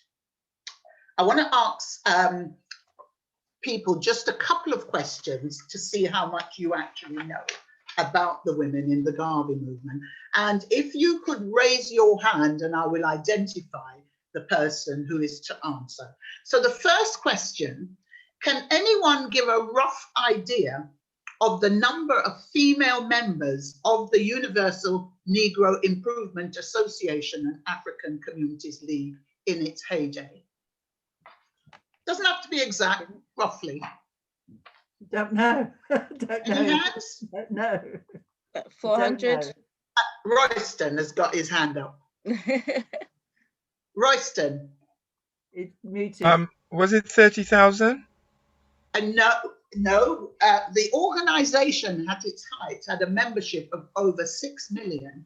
Right. Now, as we know from contemporary organisations, women tend to gravitate to organisations. So we can say that at least half of the membership were women. Now, just quickly to tell you, now the organisation had over 1,956 branches in its high time. There was 837 branches in the United States, 21 in Canada, 23 in Costa Rica, and so on. This can be found in Professor Tony Martin's book, Race First, where he gives you an idea of how many. So I'm just using that to show you that women were very, very active. Now, also, can anyone name me 4 prominent women who were members of the UNIA-ACL? I can name Amy Jacks Garvey. Thank you. And the other one, the other Amy. Amy Ashford. Amy Ashford. Thank you. I don't know Excellent. anybody else. You beat me at it, Any other names? You beat me at it. Sorry? I don't know any other names. Thank you very much. I thought this gentleman Bryant was saying something. Okay, so really just shows you. I was saying that Jean beat me at it. That's what I was saying. Oh, no worries. Thank you anyway for trying. Sis Kanea's got her hand up. Sis Kanea's got her hand up. We've heard Amy Jakes. Henry Nzingha. Sorry? Sis Kanea's got her hand up. Oh, definitely. Let's have it from Sister Kanaya. She'll definitely know. Greetings, sis. Greetings, Mum Nzingha. Henrietta Vinton Davis. Excellent. Queen Mama Samad as well. Excellent. Absolutely excellent. I can't think of any. I know there's more. But that's given us 4 at least. So at least now people know 4 names next time anybody asks them. Okay. Okay, so let's move on. Can anyone give me the title of the women's page, which was featured in the Negro World newspaper and was organized by Garvey's second wife, Amy Jakes Garvey? No. No? Okay, well, we'll move on. It was called Our Women and What They Think. And Mrs. Garvey had that as a feature in, I'll just mention that the Negro World newspaper was the political mouthpiece of the organization, and it was circulated all over the world. And in fact, at one time, you could actually be imprisoned for being caught with a copy of the Negro World newspaper anywhere on your persons. Yeah. But Amy Jakes wanted women to be politically active, to critique social situations, and to identify for themselves what was going on in the world. Okay. Moving on, can anyone name the African-American female Garveyite after whom one of our Saturday schools is named? Is it Queen Mother Moore, Mary Moore? Excellent. Yeah. Well done, Auntie Jean. That's right. Audley Moore. Yeah. And the last question, 2019 in September saw the passing of which female Queen Mother who was a baby brought up in Garvey's UNIA and remained a Garveyite for the whole of her life? I can't remember her name. I'm Just sure. Kanea. Okay, I'll just tell everybody. I'm just thinking Queen Mama Samad, but I don't know if that's right. That's excellent. That is exactly right. Wow. And I'm very privileged of doing a tribute to her at the Our People Land Revivalist Movement session. So that's just to show you, now we're adults, and if we don't know, you can imagine that the young people wouldn't have a clue either. Absolutely. So this is a lot of work that needs to be done. Let's move on then. Now, women were well represented across all divisions of the UNIA and across the world. They held leadership roles such as international organizer, lady president, directors of company, organizers of the Black Cross nurse. And, you know, if you don't know these things, you can look them up. There's a lot of information on the internet about Garvey and Garvey's work and the organization. And increasingly, as people are doing more and more research, there's also information on some of the women who were active in that movement. Women were active fundraisers. There was a female military corporation where women were taught military drills and actions and also mechanics. The women also coordinated the juveniles that were part of the organization. Women were active, as I've said, as fundraisers. They contributed to articles for the Negro World newspaper. They managed a number of the Garvey businesses and occupied positions, such as one young woman was the director of the printing press, which was used to produce the Garvey newspaper and also the literature for its varied conventions and cultural events. Lillian Galloway, a sister, was a coordinator for the UNIA restaurants. You know, I want to share something else from the book, Garvey is Work and Impact. Now, I had the great privilege in 1987 when, as I've said earlier, I was fundraising coordinator and treasurer for the Marcus Garvey Centenary Committee. And that same year, I took my children out of school for 1 year, sold my house and took them to Jamaica because I wanted them to have a full experience of life away from England. I had come here as a child of just under 8, and nobody had bothered to tell me anything about Jamaica or to take us back there. So I didn't know this place. So anyway, I decided, much to my mother's dismay, she swore blind that as soon as we stepped off the plane, they were going to kill us. And she, you know, if it was for her alone, we would never have gone. And yet we went, my children didn't want to go, and then they didn't want to come back. So, but anyway, as I say, I had the privilege of attending the conference, and I'm just going to share with you a bit of a presentation that was done at the conference. And so it's on page 78 of Garvey's Work and Impact. And I can put the details in the chat if anyone is interested. On. Now, it says that apart from Garvey's wives, there were many other women active in the leadership of the movement, both at a local level and at the level of being executive members. Henrietta Vinton Davis, for example, was at one time President General and international organizer, and was part of a delegation to Liberia whilst Garvey was imprisoned. The UNIA was unique in that it always kept a place on the executive for a lady president and a lady vice president, so recognizing the value of women's input. And just going back to Henrietta Vinton Davis, Garvey had planned, with obviously other members of the organization, to relocate a part of the UNIA to Liberia. And so Henrietta Vinton Davis, she was the only female on the delegation that was sent to Nigeria to negotiate with the politicians there for the relocation of the UNIA. And for those of you who don't know, what then happened was that the European powers and the American powers put pressure on the Liberian government to not allow the Garvey organization to settle and create a branch there, which just goes to show you, coming back to what I read from the Association of Black Social Workers and Allied Professionals, these people are not interested in us and in our welfare. And we need to understand this and learn the lessons from our past, because Garvey was doing a magnificent job mobilizing people to be self-reliant, to create businesses to employ themselves at a time in history when they weren't employing our people. In fact, they were lynching our people and treating them so badly.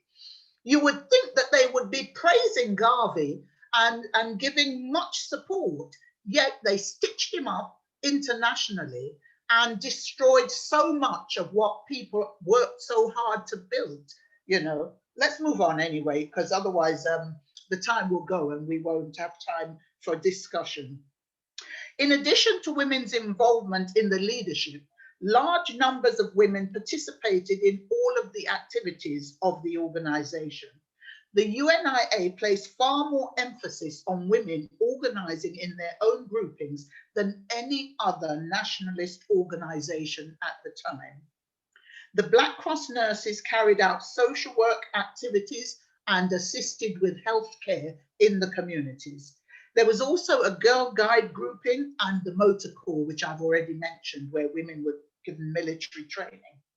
A Women's Day was part of the UNIA conventions, and in 1922, Marian Anderson, the Black contralto, was a major feature at that convention. Now, the UNIA conventions were massive.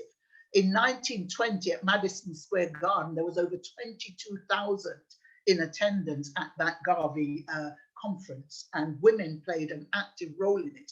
And indeed, at that particular conference, women demanded that they be allowed to have a space for themselves to put forward their policies and the things that they thought were important for the development of our people. An important part of Garvey's philosophy was the emphasis placed on the development of Black self-reliance through the growth of small businesses. A women's manufacturing department and bazaar, which made the Black Cross nurses and other uniforms for the organization, as well as Panama hats and other clothes, was established in the United States as a means of achieving the objective of self-reliance.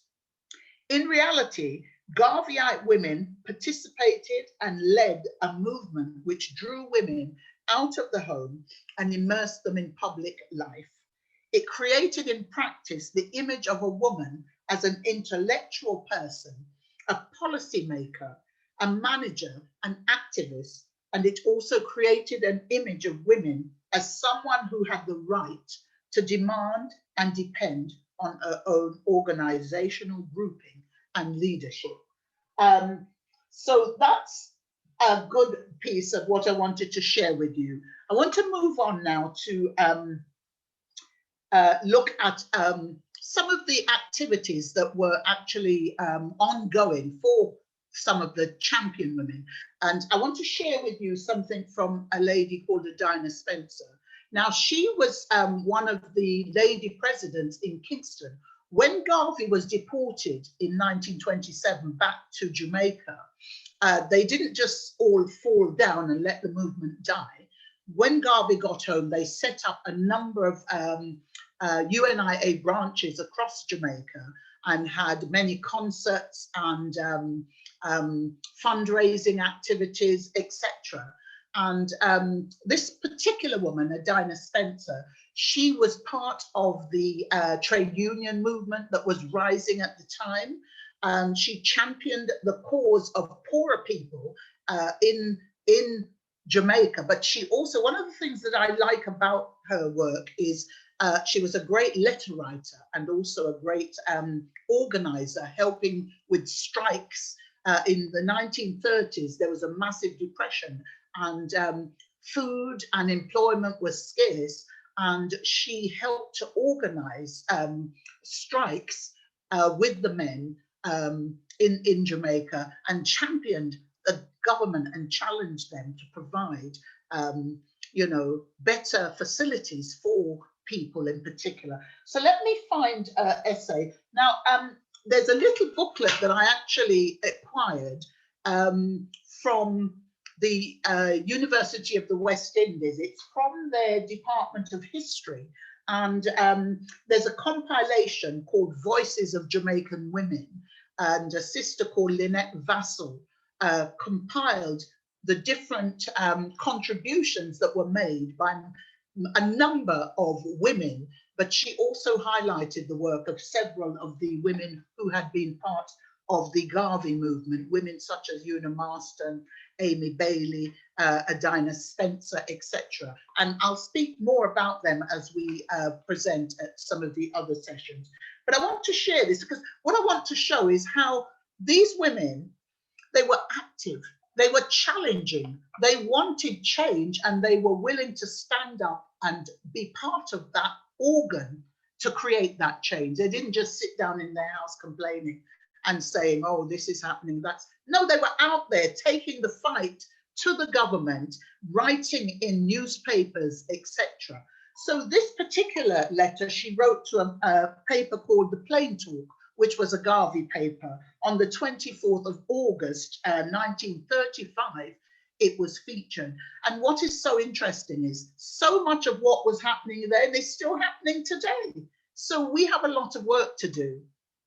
So she says, the title of the presentation is Women's Relationship to Labour by Adina Spencer, 1935. And she says, the editor, sir, allow me space in your valuable paper to express my feelings with reference to a matter which should be of vital importance to the government of the island and of its inhabitants. We, the women of the masses, have been suffering day and night with poverty and actual wants. Isn't that what Sister Shez was speaking about? This continued suffering? That's right. Yes, yes, I want. I'm just listening. I'm just thinking. I'm just like looking. I'm listening to you, and I'm thinking this is so fantastic. I'm just listening, and I was thinking, it sounds a little bit like me. Yes, that's so what I was thinking as well. Yeah, the women of the masses have been suffering day and night with poverty and actual wants, due chiefly from lack of employment and conditions brought about through the depression confronting Jamaica as well as other parts of the world. There is no work for us to do, nor other economic opportunities, enabling us to rise to a higher standard of life, thus uplifting our womanhood. As she says coloured woman, but obviously we wouldn't be using that term now, but I'm just reading what she wrote. As coloured women, we are calling upon the government to do all in its power to aid in the relief of this most serious condition, ever remembering that women in every part of the world are the standard bearers and the bulwarks of governments. From women come From women come kings, princes, governors, potentates, even the common herds who must bear arms and sacrifice their life for the honor and protection of their country. If this is true, why should we be cast off? It is appalling to see the thousands of women willing to earn an honest crust, living an honest living, walking the streets of Kingston, trying to get employment. Some without food, not knowing where a meal will come from. What must be expected of such women? What relief is being provided for these conditions? The possible outcome of such a state of affairs will not be pleasing to any country of people, and government should come forward with some tangible relief in this matter.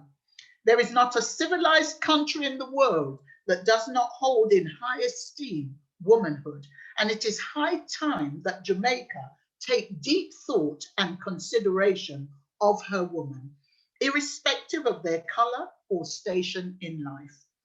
If Jamaica cannot cope with this economic problem, I feel that there are thousands of men and women of African descent who are willing and ready to repatriate to their motherland, Africa, where they feel sure better economic conditions prevail. For it is truly said, out of Africa shall come queens and princes. Through the gospel of the Son of God, Africa shall be redeemed. Her pillars of marble, which have been buried for centuries, shall rise up from the earth and be repolished, ready for the mighty structure of her future. Today, Africa is like a ship in mid-ocean. Remember now, this is the 1930s, and here we are, 2021, virtually repeating verbatim what she was saying. Africa is like a ship in mid-ocean, driven by the tempest, rocked from starboard to port, her halyards out of commission. But there is a captain at the helm, the mighty God, the everlasting Father and the Prince of Peace, who has as his chief mate, Haile Selassie, who will assist in the sharing of Africa's fate to that haven of security. I pray for that day to come when Ethiopia shall be restored to her glory and bring the gods to earth. Thank you, editor, for the space you have afforded me. So what we can see here is that people are looking to Africa then as now and recognizing their responsibility to keep that link where we are certain of our heritage and working towards making an improvement in conditions for our people, not just those at home here, but those abroad as well.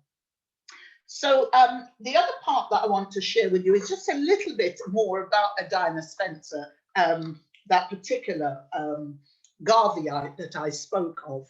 Now, she had the nom de plume, Women of the Masses, and that was because she spent a lot of time organizing in the poorer communities.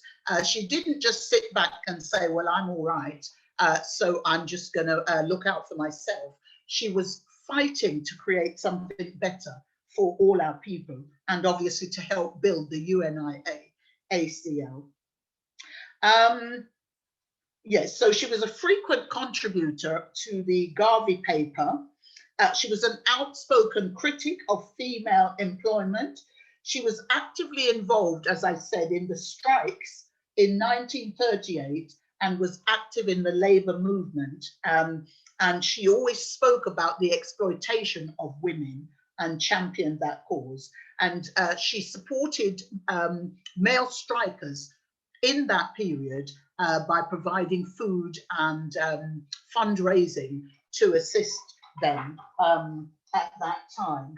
Now, let's see, how's my time going, Auntie Jean?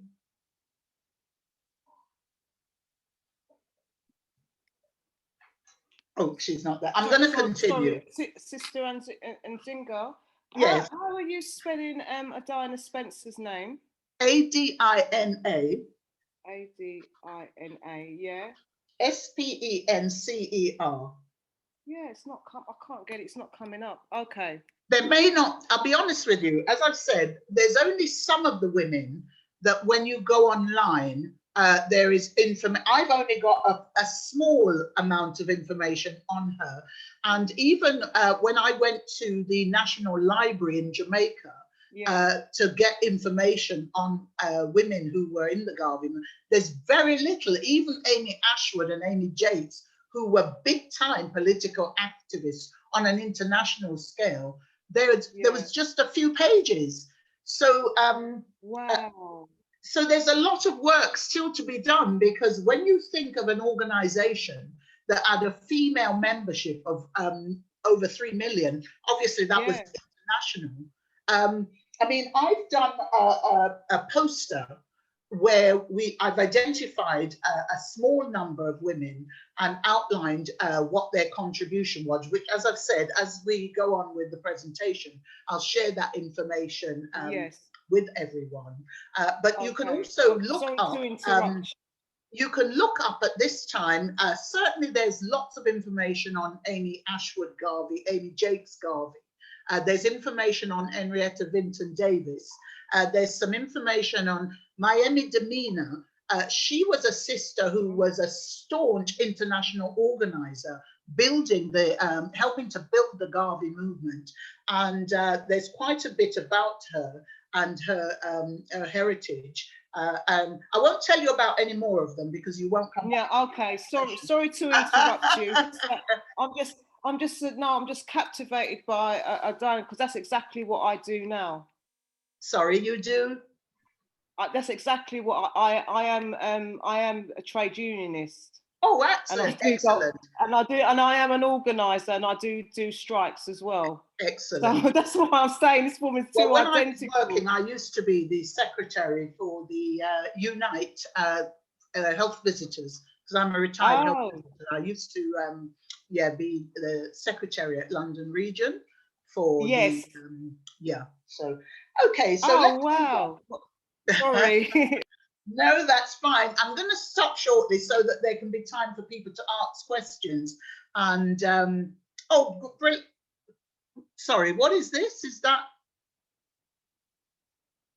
okay? I'm not sure what that is.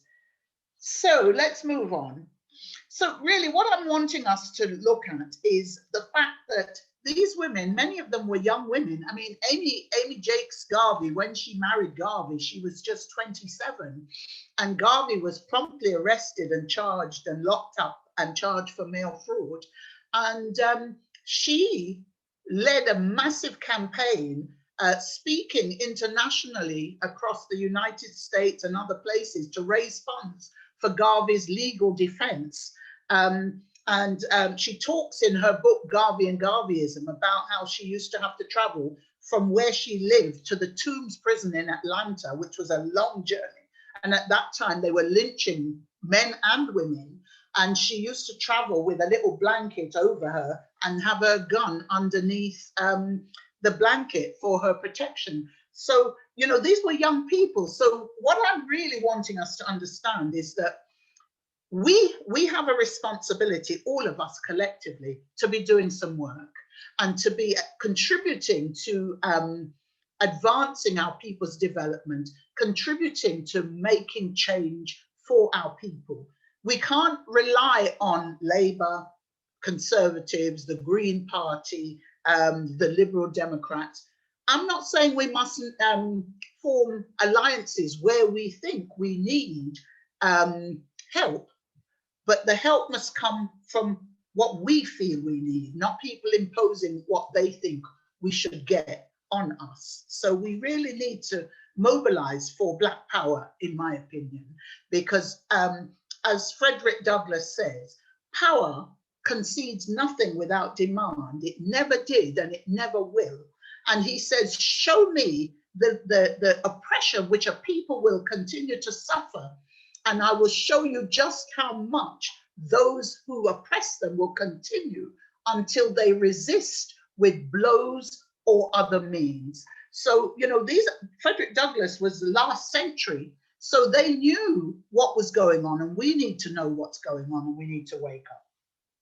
So anyway, coming back, I'm going to wind down now. I want us to understand that all of us have a responsibility to contribute to this legacy. They've left us a legacy which we can use to understand and shape our history. We can use it to contribute to nation building.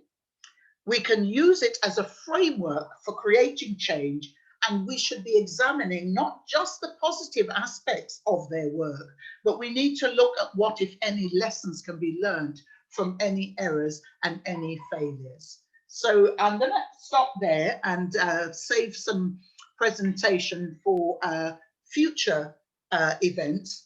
And obviously, if people have any questions or want any further clarification, I'm very happy to do that. And I'll put all of the relevant books in the chat that I've mentioned. Thank you. Thank you so much, Queen Nzingha. Thank you. Thank you. Thank you. Told us, even in the short space of time, he's told us a lot. Still, has anybody got any questions out there? Even though to tell you. Yeah. We shouldn't be surprised at the fact that the women's involvement, really, because even when you look down to today, when you go to different organizations and movements and everything, it's the women who's basically, you know, there in their numbers. So, you know, we shouldn't be surprised. And we got any questions? Whoops, there goes Auntie Jean. She's Have I gone again? Oh. Can I say something? Chaz? Chaz, can I say something?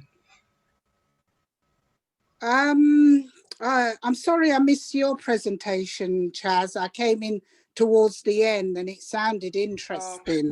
We're going to have to buy your watch, Marlene. Because you say this every week. Well, this week was particularly bad because I came right towards the end when she said what was going on in Lewisham or whatever, but I'm not sure what went on in Lewisham, some building or other. Anyway, I listened to all of Nzingha one, and Nzingha, I love your presentation. At least I wasn't hearing which Amy against another Amy. I don't deal with that. That was such what they were doing for our community. And the question I would like to ask, was it stopped, do you know, from developing after they, whatever they did, imprisoned Marcus Garvey? Did they stop the organization functioning the way it you know, it was supposed to function? What did they do for it to dwindle away? Because I do remember growing up as a child being told about Marcus Garvey as not being a good person. It's only as I've got interested in my culture and my history, I realized it was completely different to what I was led to believe.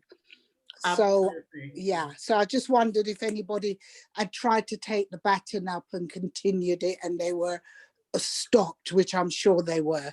So the organisation continued for a while, as I've said. When Garvey was deported back to Jamaica, there was massive, I mean, there was a massive crowd came out to meet Garvey's when he arrived back.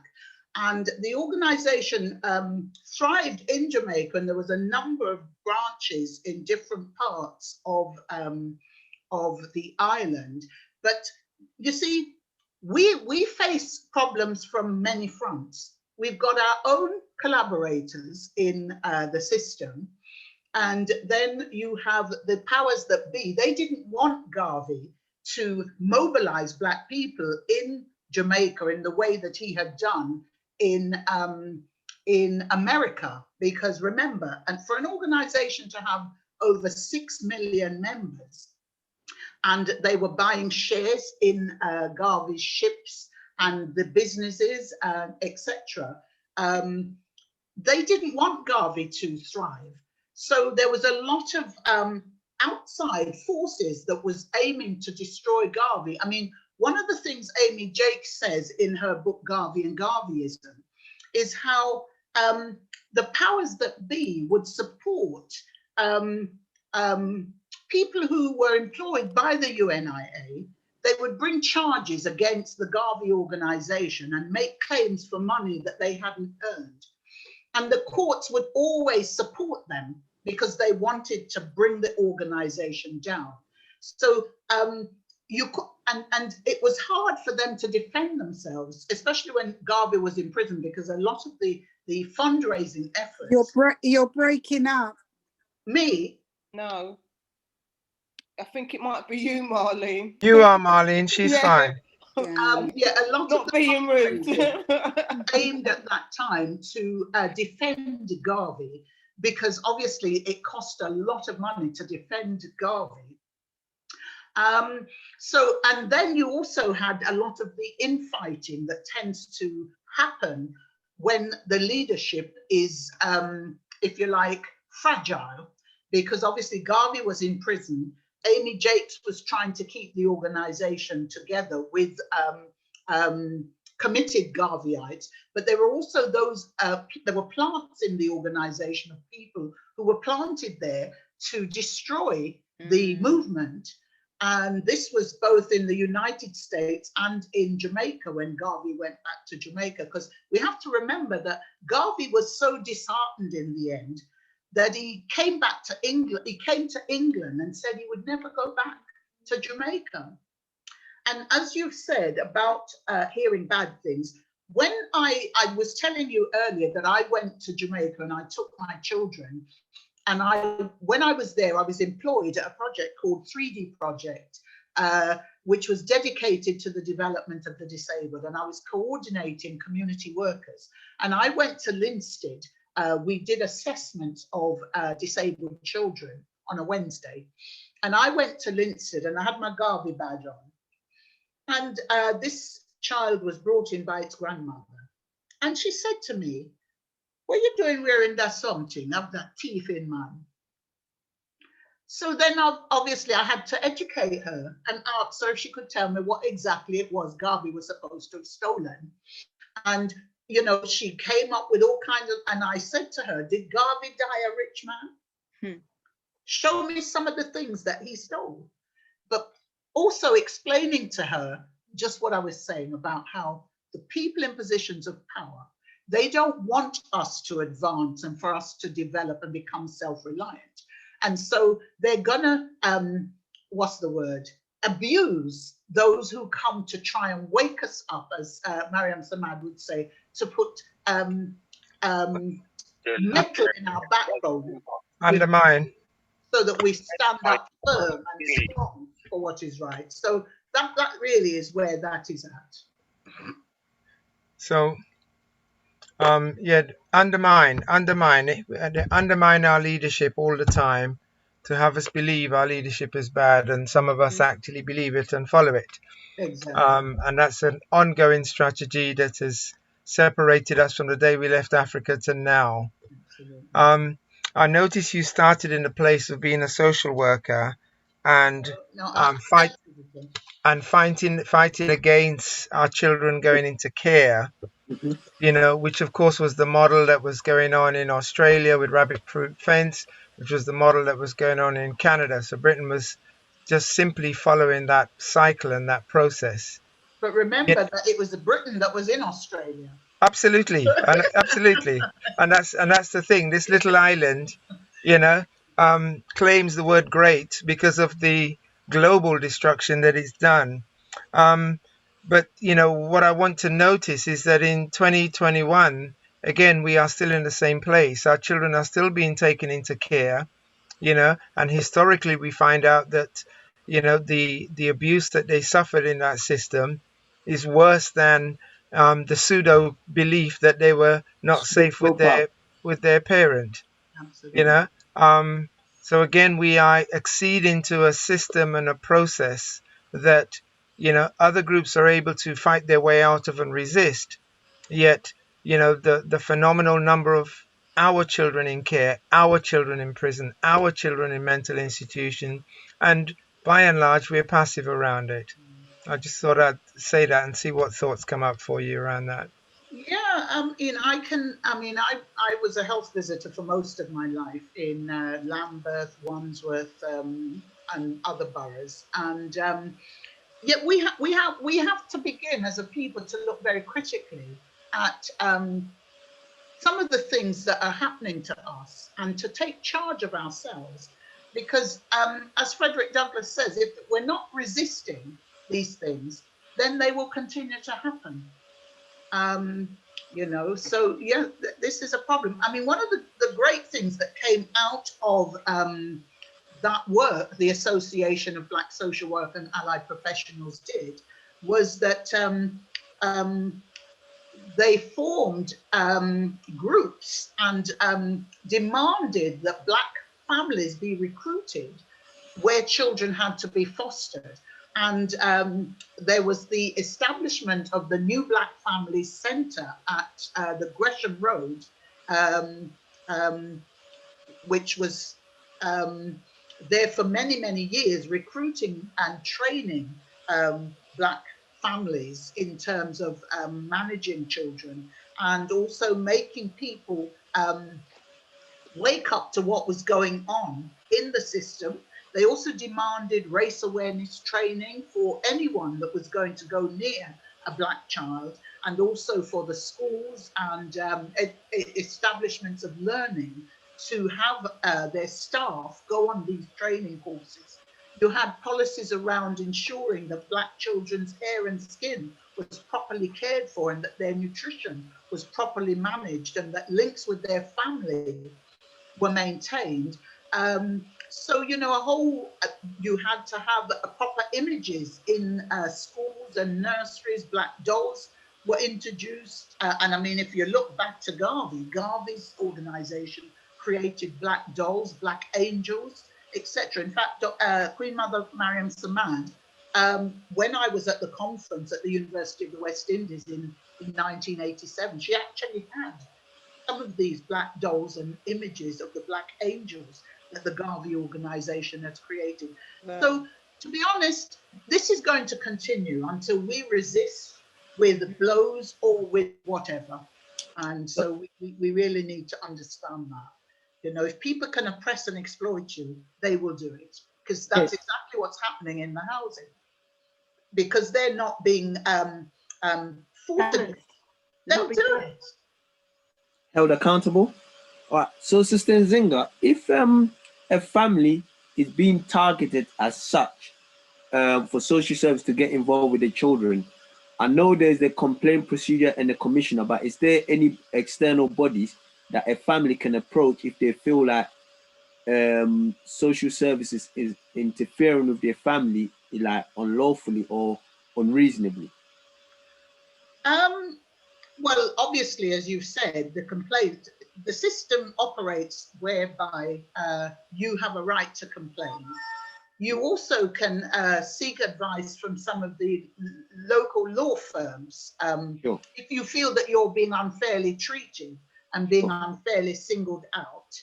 And obviously producing evidence of that. Right. Because I'm going to just say, we're not always innocent. I've had cases where it was better the child was removed. Their hands was being burnt on the stove. Children were being beaten thoroughly. So we have to look at what we are also doing, because social services doesn't have to be in our lives at all. So we have a responsibility to ensure that the needs of our children are being met properly. Sure. Some of us are guilty. But can I also add that there's always a case conference, and again, we need to go to the case conference with allies and supporters who understand the system. What and often happens, someone with you to the conference. Yeah, absolutely. What often happens is that we are stepping in shame and thinking we've got to hide and conceal that thing, and then the system just beats us up. Exactly. So never go into a case conference without a supporter, and ideally somebody who can listen well or support you well or take good notes. Absolutely. Yeah.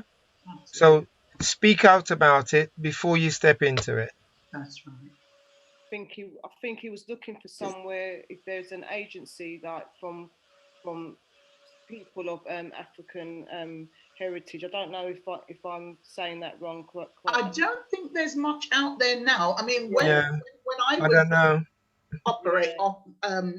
younger and involved in a lot more political groups, there was a lot of organizations that could provide support. Most of that has been decimated now, because we're living in a world where it's individualism and it's every man for himself and God for us all. And we are, some of our people are buying into this kind of stuff. They have to work every single hour that God sends, have the latest mobile phone, to have the biggest Jeep on the road when their children. I'm the treasurer for the Friends of my local youth club, and I don't have any children. We have been trying to get parents to come on board to help us keep that youth club going. Most of the children that come there are of African heritage. Look, you know, we're killing ourselves trying to keep this thing going. You invite them to a meeting, you know, you're lucky if Puatri come. Yeah. We got a question by Sister Mavina.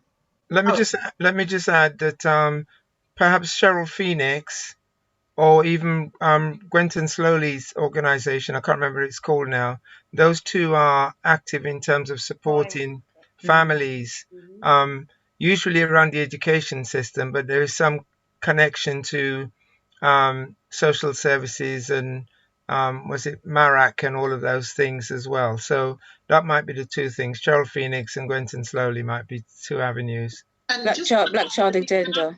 Thank you. Cheryl Phoenix. If you put her name in the search engine, her details will come up. Go ahead, Sister Mavina. Marvina. Has she dropped out? She was there a moment ago. Yeah. I think she's dropped out. It's the internet. Okay, well, maybe if she comes back at any time, we can. We'll give her. Anything Sister else? Kanaya? Yeah, in terms of when you're talking about the case conference, I've actually been on the side where I've actually been taking the minutes of the actual case conference. They actually call them child protection conferences, because sometimes there can be a view that social care want to take away the children, but the child protection conference is to actually give the parents the opportunity to put their view across in terms of what's actually taken place.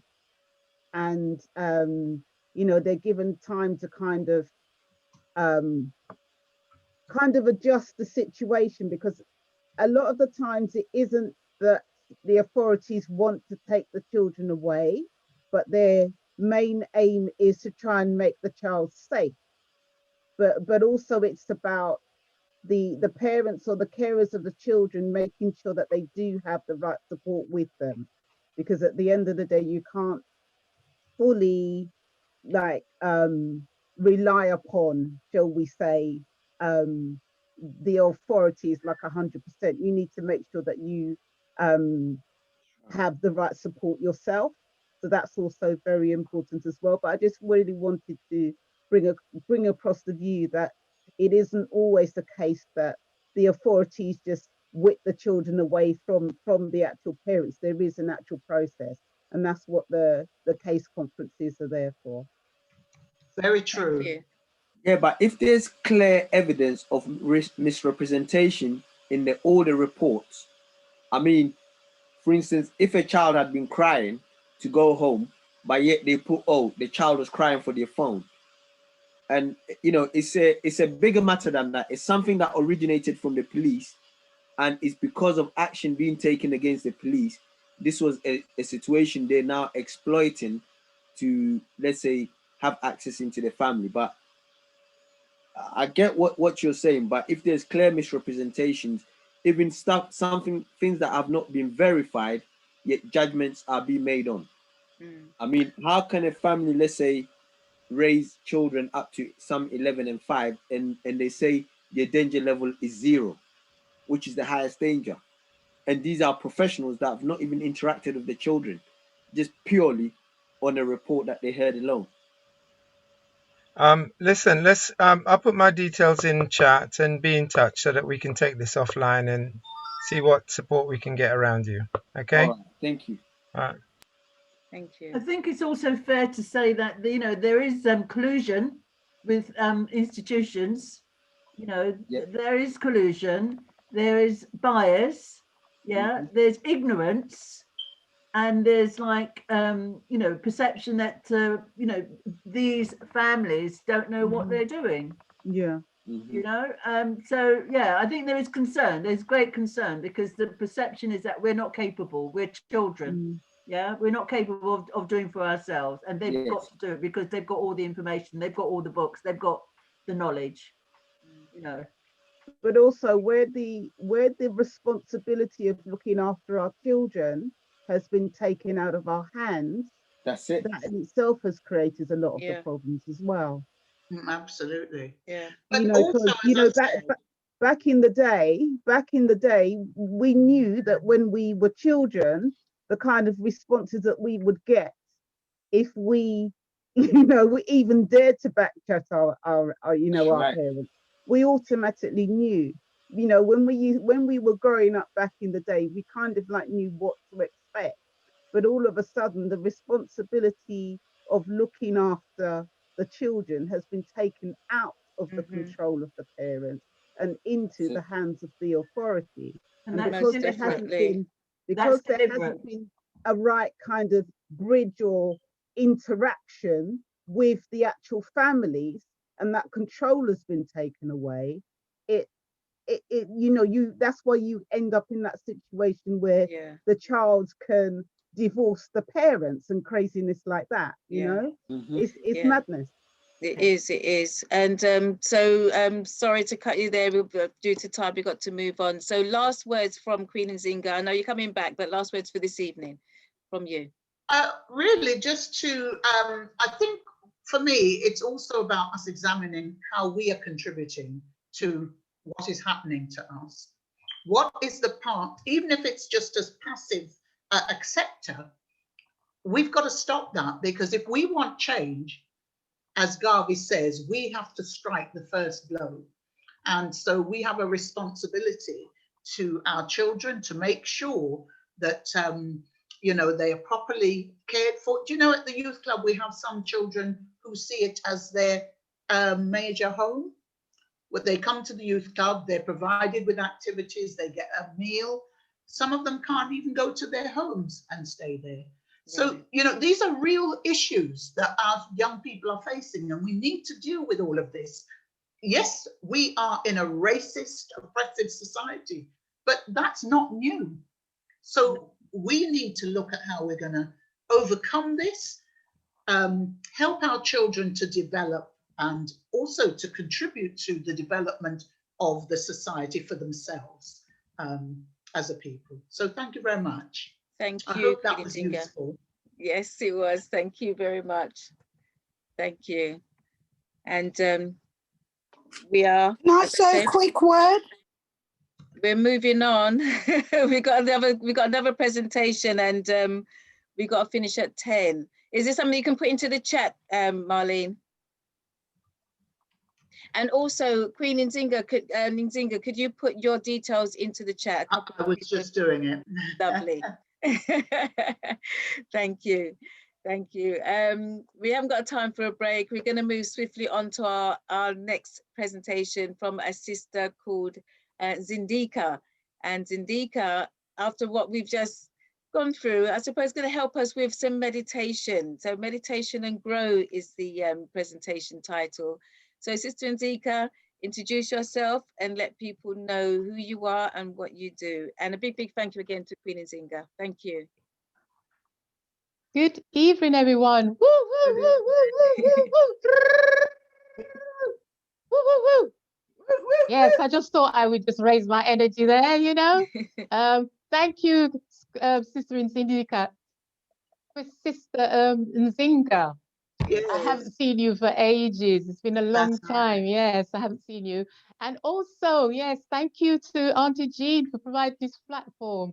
Auntie Jean, you and I go way back into the way back to the noughties, way back into the Yes. noughties. And I can see Pat there as well. We all go way back, into the 90s as well. So so there's a lot of wisdom here today.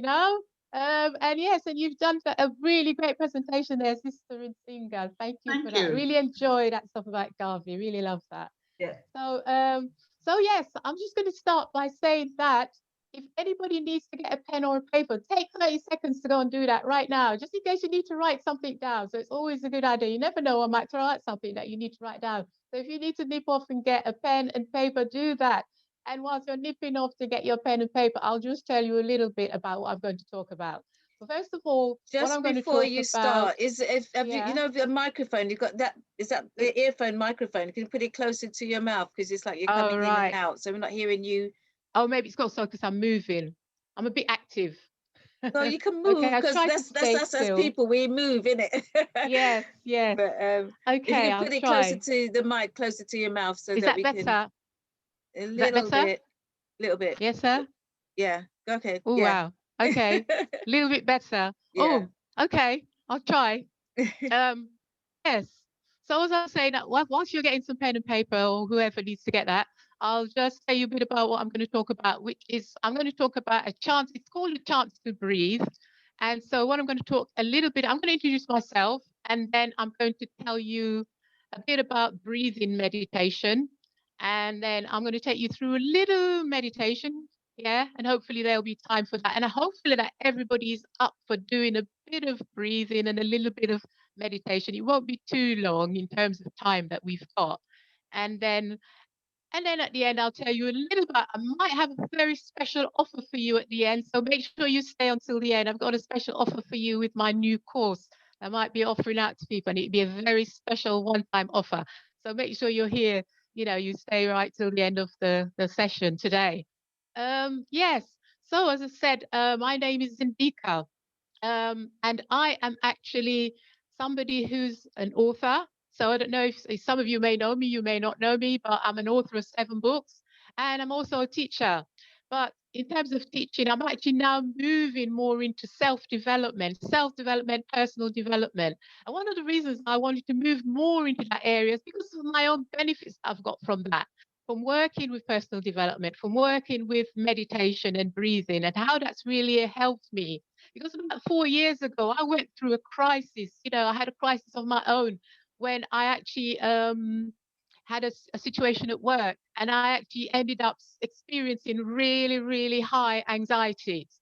And if it wasn't for me being able to turn to meditation, to breathing, and just to be looking at my own self and looking at getting myself back on track and actually thinking about my health, putting more thought into my health, focusing on my health, then I found out at that time that meditation and breathing were the things that really helped me out. And since then, I've just really been on a path which is all about sharing that experience and helping other people and telling them about how they can get help from various things that they might need to experience. And the main thing that they might experience, anything to do with health or to do with self-development. So that's the path that I'm on at the moment. So what I'm going to talk about specifically is the way I work with breathing meditation. Now, most of you are probably, I don't know, maybe you may know about it, a little bit about meditation. Some people do, some people don't. Or some people might have the wrong idea about what meditation is. But when I first started to meditate, one of the things that I got a lot of benefit from, and one of the things that I really, really gravitated towards within the meditation itself, was the breathing aspect of it, because meditation is actually quite broad. And the aspect of it that really got to me was the breathing, because a lot of meditation does involve breathing. And I started to develop and focus more on that aspect of it. And that's the aspect of it that I started to bring out in my meditation sessions. So when I talk about breathing, lots of people, of course, that breathing is natural. Yeah. And there's so many different ways to breathe. And you're already doing it. You're already breathing in so many different ways. If you're sitting and relaxing in front of the TV, what are you doing? You're breathing one way. If you get up and start to move about, you're going to breathe another way. If you're walking, you're breathing one way. If you start to jog, you start to breathe differently. If you're lying down, you're breathing one way. If you go to sleep, you're breathing one way. Yeah, always your breath is changing depending on what it is that you're doing. If I say to you now, oh, look, there's a mouse running across the floor, you'd all probably jump up and scream. Those of you who know, yeah, I know, especially the women, I know. You probably, well, maybe the men as well, you know, jump up and say, oh, and that would again lead to you breathing differently. So there's so many different aspects to breathing that we're not conscious of. So we breathe naturally, and of course the breath is natural, it's automatic. But when we breathe, we're not aware. We're not aware of the fact of how we're breathing, or even aware that we can actually manage our breath. So when I do breathing meditation, that's what I focus on. I focus on the awareness of breath, how we use our breath. And there's so many different ways we can use our breath to raise our vibrations. And that is what I focus on, how you can use the breath to raise your vibrations, how you can use the breath to relax, how you can use the breath to sleep and rest, how you can use the breath to overcome fear, how you can use the breath to, you know, if you're doing a speech or something like that, you know, how would you use the breath? There are different ways that you can use the breath. And people who do activity, they have to know how to use the breath. For example, if you've got people doing running or athletics, the sprinter is going to use his breath differently to the long distance runner. And both of those, the sprinter and the long distance runner, has to know how to use the breath so that they can be successful in their sport. So when we talk about breathing meditation, those are lots and lots of ways in which we can use it. And if we start to be more aware of it, we begin to realize how the breath can help us in life. It can help us in our development. It can help us in our health. And it can just help us to just be, just in our, being more positive in life, having a more positive outlook in life. So one of the things I want us to look at today in terms of the breath, I'll do a little meditation around that. I want us to think about 2021. And I want to ask a rhetorical question from last year, going forward. Last year, 2021, how are you feeling so far with the way things are in the country at the moment and in the world? How many people are holding their breath? Frustrated. Yes. Many people are holding their breath. They're holding their breath because of the uncertainties. Nobody knows what's going to happen. It changes all the time. Some people might be holding their breath because what? We've all been forced to wear masks, which means we can't breathe fully and freely anymore. How can you breathe fully and freely in a mask? And you might be holding your breath because some people are still expecting to return to normal someday. So you're wondering, when is that going to happen? So people are holding their breath, holding on, thinking, when are things going to change? Yes. So last year, 2020, was full of fears and scares. And that was a long year for many of us, a lot of changes. And we had to all dig deep to really fit into this new way of living and being. And it's continued into 2021, but what I want to invite you to do is to go forward, to leave the fears and scares behind and go forward with positivity into 2021. Regardless of what's happening around you, you can reach positivity within yourself because As I always say, a lot of what we need comes from within. And that's where the breath also comes from within. Yeah, it comes from within, out, in, out. And that's how we need to be. Always be focusing on the inside as well, not just always on the outside. So I want you to think about going forward into 2021 with positivity. What does that mean to you? What does it mean going forward into 2021? What is positivity to you? So let's think about that. Yes, being positive. I want to give you 10 ways you can start to think in a more positive way, to raise your vibration, to be more positive for 2021. And then we'll do a little meditation and breathing around that. Okay. So let's think about the 10 ways for being more positive, for creating more positivity in our lives. All of that raises our vibrations, make us feel better, put us in a positive mood. We're able to cope better with whatever is going on outside. So first way we can think about being positive is, let's think about our personality. Yes, what kind of personality have you got? Some of us have positive personality. Some people are more positive than others. Of course, some people are naturally more positive than others. So that's one way, thinking about what kind of personality you have. How do you deal with circumstances normally? When you're in a crisis, how do you deal with it? Have you got a positive approach? You see the good side to everything. Optimism. Are you a very optimistic person? How optimistic are you? See, some people tend to see the opposite. They tend to see the pessimism first. They tend to see, if something happens, they think they see the bad side of it first rather than the good side.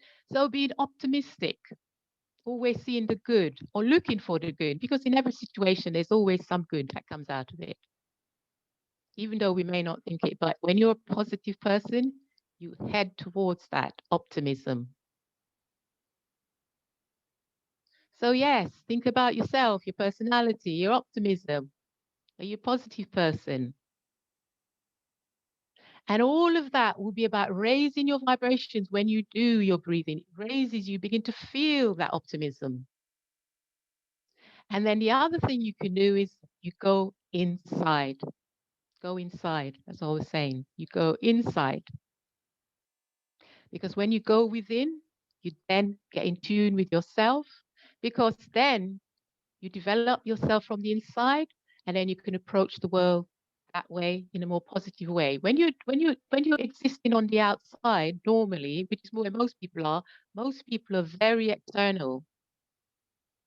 And when you're very external, it means that you're impacted more by everything that is happening around you. So imagine now, situation that we're in, all the negativity that's out there. And there are lots of people who are going to be feeding on that. And then, of course, they're bringing all of that negativity inside themselves. And that, of course, is just going to fill them with worry, fill them with stress, fill them with anxiety. So what you need to do is go within first, commune with yourself from the inside. Yes? So there's so many different ways. So we've got your personality, we've got being optimistic. Also, what about stuck? Some people get stuck. Yeah, some of us get stuck. We're stuck in life. We don't know how to move forward. We don't know what the next thing is to do. We're stuck in life. We're stuck in work. If we're in our business, some of us might be stuck at a certain point in that business, and we don't know how to move the business forward to be more profitable, or to produce more, to make it, to reach more audience, to improve your profits, all those sort of things. You're stuck to get better advertising, all those things. You could be stuck in all of those places. How to raise finances, So there's so many ways in which people can be stuck in life, and then that makes them negative, So when you're stuck in life, stuck in business, stuck in job, work, things can get very difficult. And that's when you begin to lose, yeah? And then we have to go inside. Okay, so where am I at? I think I'm up to number 4 now, I think. Yes, I think I'm keeping track. So the next one that I would say is we have to be aware of things in our past, things in our history that could also be bringing us down. Things like traumas. Everybody at some point in their life have experienced traumas, particularly when you're a child. And sometimes those traumas come back to haunt us later, or we never get over them. We bring them around with us. We bring them into our jobs. We bring them into our relationships. We bring them everywhere because we're not dealing with the traumas. And then the traumas, just when you're not expecting it, will rear its head up. So dealing with traumas. And one of the things about breathing meditation is it can begin to help you to release some of that trauma, particularly when you do advanced breath work, the advanced breathing. That's all about releasing trauma, because when you do advanced breathing, you actually do a lot of physical activity. And by being physical with your breath, that helps to release a lot of that trauma. Because normally when we're in trauma, we go to the counselor and we talk about things. And that might take a few visits, but you could probably go and do a good session of breathing or breath work, or meditate, do a meditation session with breath work, and you could release a lot of traumas just by breathing it out. Because when you breathe out, what are you breathing out? You're breathing out the waste. That's the stuff you don't want. That's what carbon dioxide is when you breathe it out. So imagine that you're breathing it out. You're breathing out your traumas. It's all coming out. Literally, it comes out in the breath. Yeah. So you've got to remember that. That's what you're doing. And when you do something like that with the breath, you're actually really working on the breath in so many different ways that you can actually start to feel it. And it's actually quite good. I remember when I did a real first few breath sessions, and there was a period in my life when I was a child, and I always was stuck in that period thinking something happened to me, and I wasn't sure what it was. I for some reason I thought it was negative, and I would sort of fixate on it for a little bit. Quite often I'd fixate on think, I wonder what happened to me at that time, when I was a girl. And then I did some breathing meditation, some really good breathwork sessions, some advanced breathwork sessions. And gradually what started to come out for me was some positive images. And it didn't just happen once. It started to reveal itself to me. That period in life that I was really getting worried about and thinking bad had happened then is actually a lot more positive than I thought it was.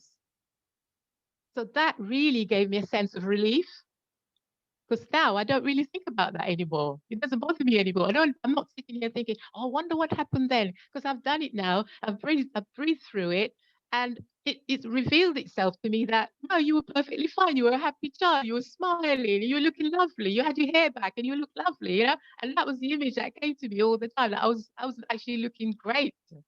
So that was all fantastic. So this is what I'm saying. When you do something like that, you can begin to sort of reveal things about yourself through doing this focus work. It's really focus work, and you have to do it, for a period of time. It's not a one thing, fix it in one go. Yeah. Yes. So yes. So as I'm saying, with the traumas, and then as I said, you've got to do that work. Also, your intuition. That's another way to be positive. We've all got intuition, but again, a bit like the breath, we're not aware of it. It happens to us, so we just ignore it and think, oh, that's just what happens. I tell you an experience not so long ago, probably a few months ago. I was traveling from home to another destination, and I had to take 3 buses and 1 train to get there. And I had to take 3 buses and a train to get back, obviously. And that day, I don't know, it just went swimmingly. It was just such a smooth day. I turned up at the bus stop, and every bus I turned up, as soon as I got there, the bus just smoothed along. I was just in flow that day. Everything, buses just all came. As soon as I got to the bus stop, bus just came. Got to the train just came along. And I was thinking, oh, I wonder if I'm going to keep that up all day. On the way home, same thing again. As soon as I got to the bus stop, bus just came along. Bus just came along. Bus just came along. I was like, wow. And then eventually when I got home, train station, got out the train station, and I said to myself, oh, I wonder if I'm going to get the last bus home in time. So I ran down to go and see if the bus was there, and I got there. The bus was waiting. I jumped on it and I thought, what a beautiful day. What a beautiful day. And I acknowledged it. Now, how many people would do that? Most people, you go along, if you've got to get 2 or 3 buses, you might get 2 on time, but maybe you get 1 late. And what do you spend the day doing? Oh, you know that bus, it was so late, it turned up 10 minutes late, 15 minutes late, because you then start to focus on the negative, even though you probably had 2 buses that came exactly on time. So this is what I mean when you're talking about building positivity.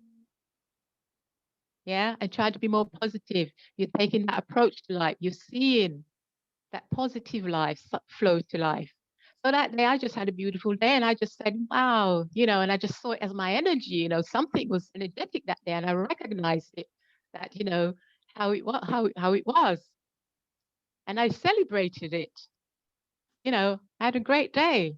I wish that would happen every day. It was what I was thinking, I wish that would happen all the time. In fact, what I was thinking, I wish I knew how I could just make that happen again. But I'm working on it. I'm working on it. How can I just make that happen anytime I want to? Yes, it all takes work, doesn't it? Yeah. So, oh yeah, so we're talking about the different ways in which we can help to make ourselves positive, more positive, so we can bring positivity into 2021. We're still at the start of the year, so it's not too late to set goals for 2021. It's not too late. We're still in January. We can still think about setting some intentions for 2021. And one of those intentions could be to be more positive, to see the positive side to life. Yeah, there are many different positive sides to it. Yes. So we were just talking about that. Setting intentions, being, our intuition, being aware of the sort of things that happen to us, which we might pay no attention to. But these are nice things that are happening. Now, as I was saying, the other thing that can actually bring us down, of course, and we have to be aware again to do, it's all relating again to personality as well. Vexation. Vexation. That can also, really be related to personality. What sort of personality have you got? Are you the sort of person, as I said, who take a bright side to life? Or are you the sort of person who, you always vex, get miserable at everything? So you've got to think about all those sort of things. What sort of vexations are there in life? Try not to see those vexations. We can overlook them. There's so many that we feed on that we don't need to. We can ignore them. And not to let them disrupt our day, our week. Yeah? Especially if you're having a good day, you don't want to let anything disrupt it. So you're always looking for the positive. Always seeing the nice things in life. And again, our thoughts can bring us down as well. You know what they say? Your thoughts can become your reality. Always be focused, be mindful of your thoughts. What are you thinking? Not many people realize how much their thoughts might be bringing them down. And all you have to do is be aware. Because when you're aware, you start to do a flip. You start to turn it round. You flip. You're having a negative thought, flip it. Okay, let's make that positive. It really is that simple. Having a negative thought, okay, let's flip it.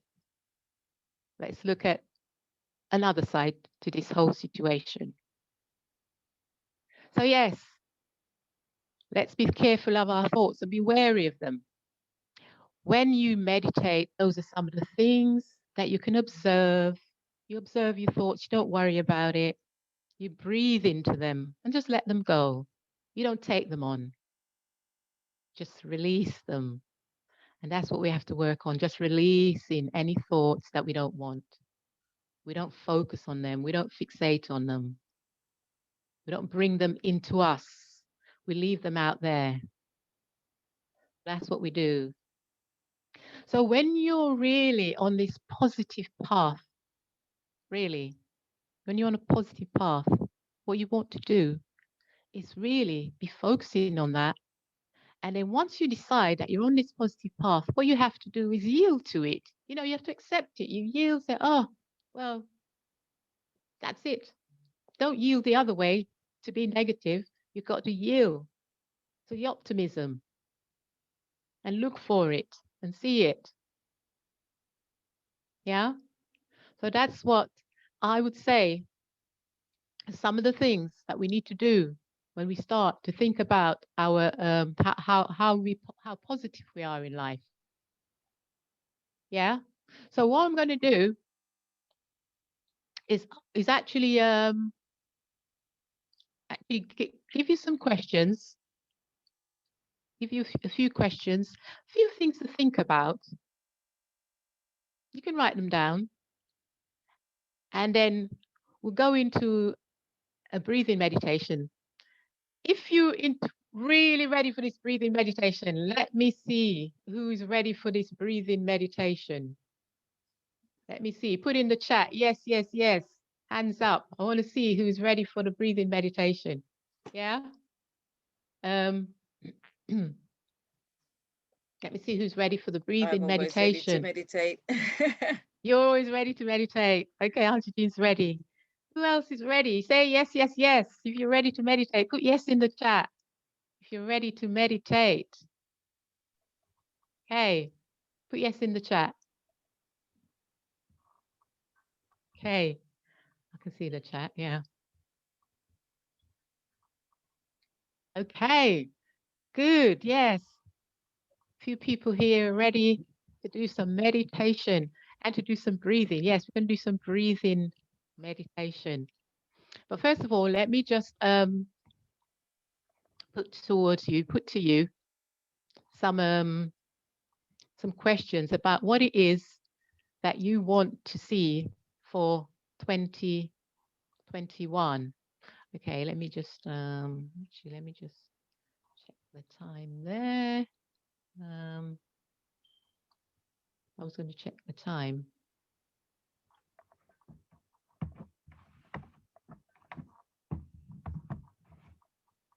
Yeah. So, have I still got a bit of time left to do the meditation? Yeah, you've got about 10 minutes. Okay. Wow, that's quick. I don't know. I thought I was thinking I had another 20 minutes or so. Okay. Right. So let's okay, I'm just thinking which meditation we should do. I'll put on some music and then I'll tell you a little bit about my special offer. Okay, let me first of all give you the questions.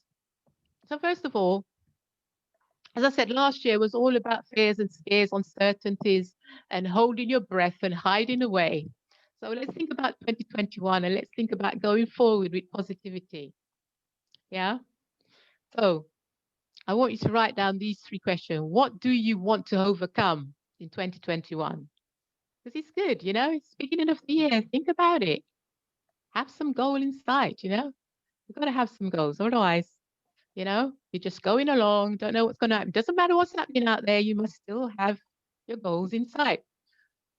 What do you want to overcome in 2021? Think broadly. Any challenges you need to overcome? Write something down. The next one is, who do you want to be in 2021? Who do you want to be? And then the next one is, what do you want to do? Yeah? What do you want to do? So you say, what do I want to do? 2021. What do I want to do 2021? So you focus on those things. When we start the meditation, we can focus on some of those things. Yeah. So what I'm going to do is I'm going to introduce to you a breath exercise. And then we're going to, that breath exercise will lead into a little silent, still meditation. And then we'll see how that, yeah. So if you're up for this breath meditation, then what I'd like you to do is just assume a comfortable position where you've got feet on the ground and you've got, you're ready, you're able to breathe. You shouldn't be scrunched up. Try not to be scrunched up, because then you're not allowing the lungs and the chest to expand, and you get all that breath in, that oxygen that you need. That oxygen that you need to energize yourself. Remember, positive vibration. You want to raise your vibration. You need breath. You need oxygen to raise your vibration. So that's what we do in breathing meditation. Yes. We get that oxygen to fill up the lungs.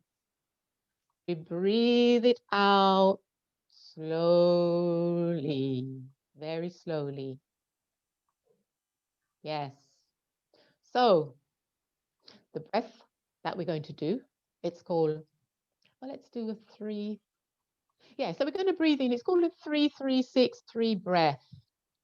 So you're going to breathe in for 3. You hold it at the top for 3. Then you breathe out for 6. And then you hold it at the bottom for 3. Again, I always say, only do what is comfortable for you.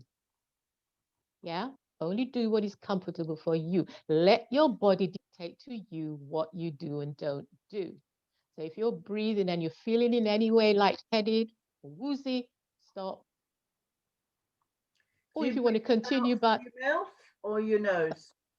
yes, okay. So you can breathe in through your nose. Yeah. Okay, let's try breathing out through the mouth. I think that's a good one, actually. So we can breathe in through the nose, hold it at the top, breathe out through the mouth, hold it at the bottom, and then we start the process again. So let's just try it as an example first, and then I'll then allow you to breathe that way. And then once you start to breathe, I'm going to put some music on, so I'll need access to be able to share the screen. You got it. Okay. And when the music is on, I might say to you, you can release that breathing pattern and just focus on your own natural breathing rhythm. And maybe just focus on where the breath is going through the nose. If you need something to focus on, just focus on a spot as the breath goes through the nose. But then you're going back to your breathing pattern. And then as you release that breathing pattern, and then you start to focus on your own rhythm of breathing, you're going to start to focus on those 3 questions I asked earlier. What do I want to overcome in 2021? What do I want to be? What do I want to do? How am I going to be positive in 2021? How am I going to bring more positivity into my life in 2021? Yeah. So let's do a try first. Let's just try it out and make sure that everybody's cool with that. Okay. So we're going to breathe in for 3. 1, 2, 3. Hold it at the top. 3, 2, 1. Breathe out through the mouth. 6, 5, 4, 3, 2, 1. Hold it at the bottom. 3, 1, 2, 3. So that feels okay to everybody? Hope everybody's okay with that. Of course, as I said, always please yourself and respond to your own body. Yeah, so you're not trying to keep up with anyone, you're just keeping up with yourself. Yeah, and if you feel you don't want to do it, you can of course stop. But of course, if you haven't done any breathing exercises before, it's not going to be easy the first one as well. So yeah. So, okay, so let's start. Let me just make sure I've got the screen here. Let's make sure that I've got the screen to share because I want to put some music on. And then we're going to, as I said, we're going to start off with the pattern, the 3. Breathe in for 3, hold it at the top for 3, breathe out through the mouth for 6, hold it at the bottom for 3. And we might do that 3 times, and then I'll say release that pattern and just continue your normal pattern of breathing whilst you focus on positivity. Okay, so, right, let me get the screen sharing. Oh, I should put the music on first. I think that usually works a bit better when I put the music on first.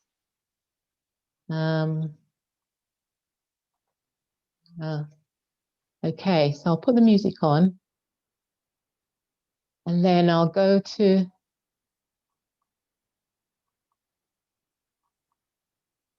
screen share.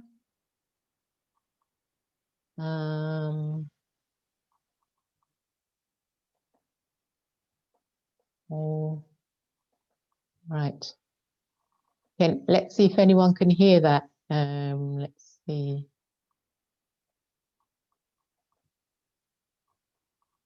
Okay.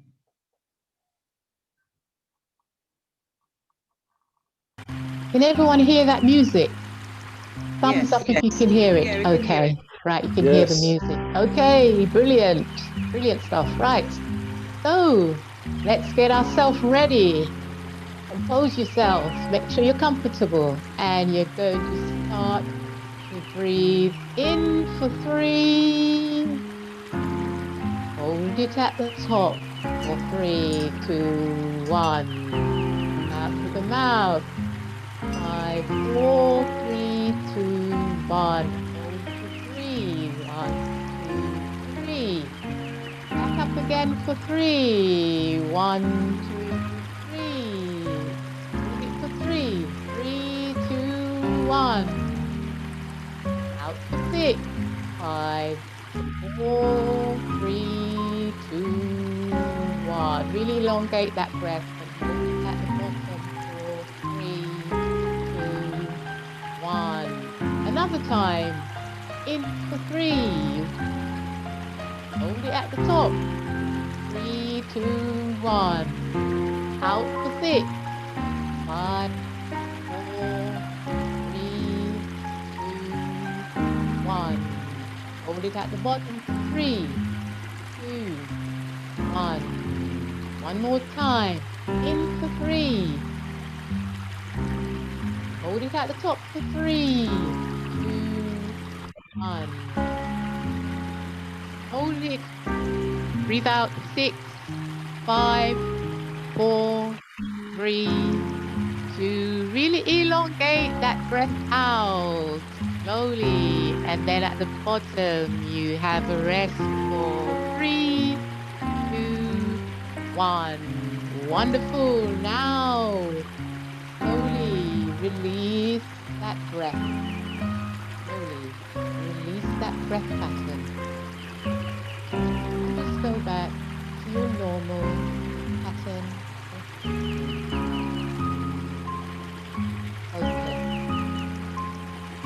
Focus on the breath as it enters the nostrils. And it travels. Chest, strength. It goes to the belly. Feel your belly going up.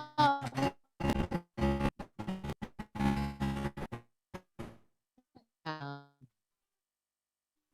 Out. Out. Focus yourself. Focus that breath.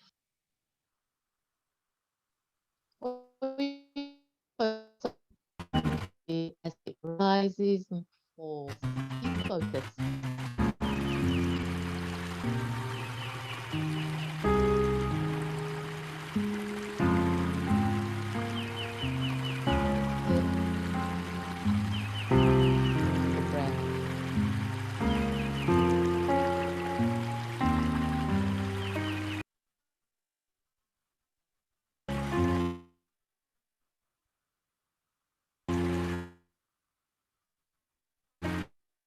Listen to the breath.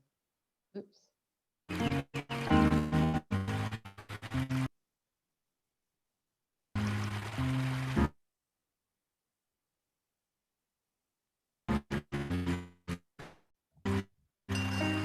What is positivity to you? What do you need to bring into your life?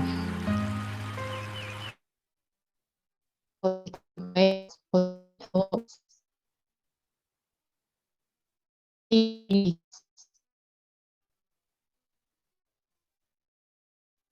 Let the breath in. And whatever you need to release, let the breath release it. So bring in positivity.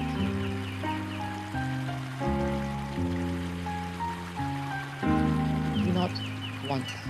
Release those challenges.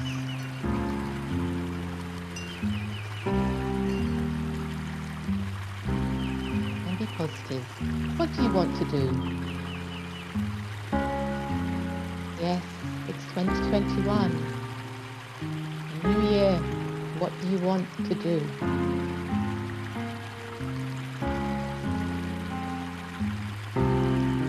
Who do you want to be in 2021? What qualities do you want to bring into your life? What positive qualities you want to bring into your life? Focus on the breath. The breath goes in and out. Breath rises and falls. Allow it to bring in positive qualities that you desire.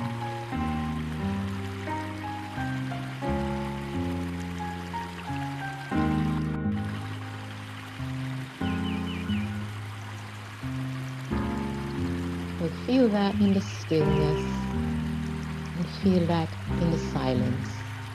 I'm just going to allow you to have 30 seconds of silence as you listen to the music and you focus on your intent for positivity in 2021.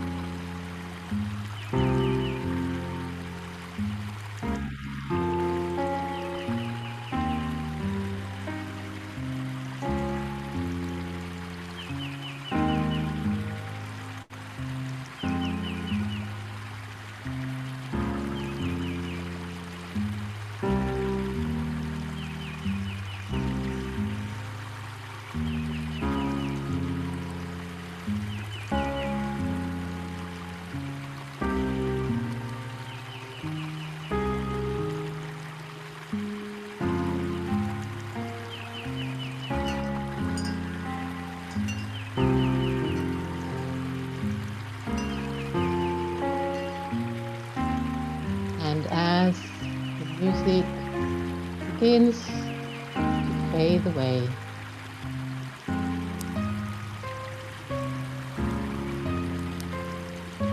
you can come back to the space where we are and bring whatever positivity you have, bring it back into your space, back to the body, back where you are, and release anything you do not want. Don't bring it with you.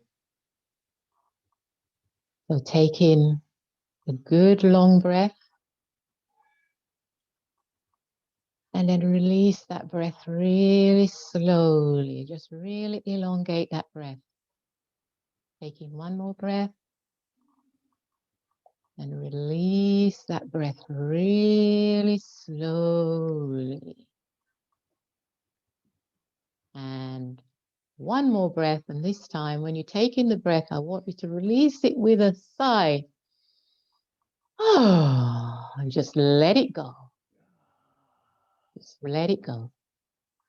Release a sigh.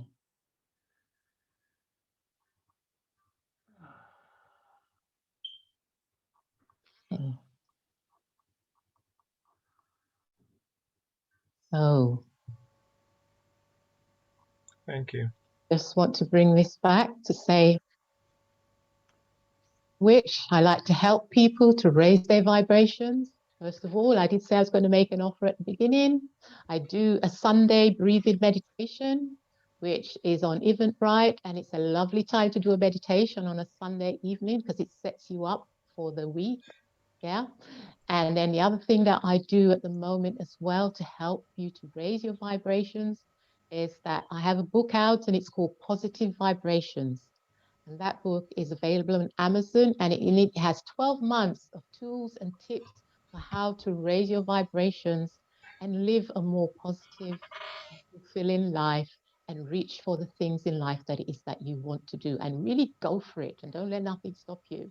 And then the last thing that I would say about, in fact, I've said that I have a special offer. If you want to join my Sunday meditation now, as a result of being on Auntie Jean with me, you can come on for half price. Yeah. So if you want to go on Eventbrite and book it, then you can get that for half price. You have to book it at normal price on Eventbrite. But if you say to me you've been on Auntie Jean's, then you can have that for half price and you get a refund of half your price. And then the other thing that I'm doing at the moment, which I haven't been public. It's the Garvey village. You have to say the Garvey village. Sorry, the Garvey village. Okay, yes. So if you've been on the Garvey village, then yes, you've got to say that you've been on Garvey village with me when I did the breathing meditation, and then I'll know that you can get your booking fee at half price. Yeah, so that's my special offer. And my final offer, which I hope some of you will take up, is I'm about to launch my new course. It's called the Empress Mindset, because mindset is crucial to everything you do. With a poor mindset, it's almost impossible to do anything. Unfortunately, this is how it is for some people. You know, the mindset is what really holds us back quite a lot. Yeah.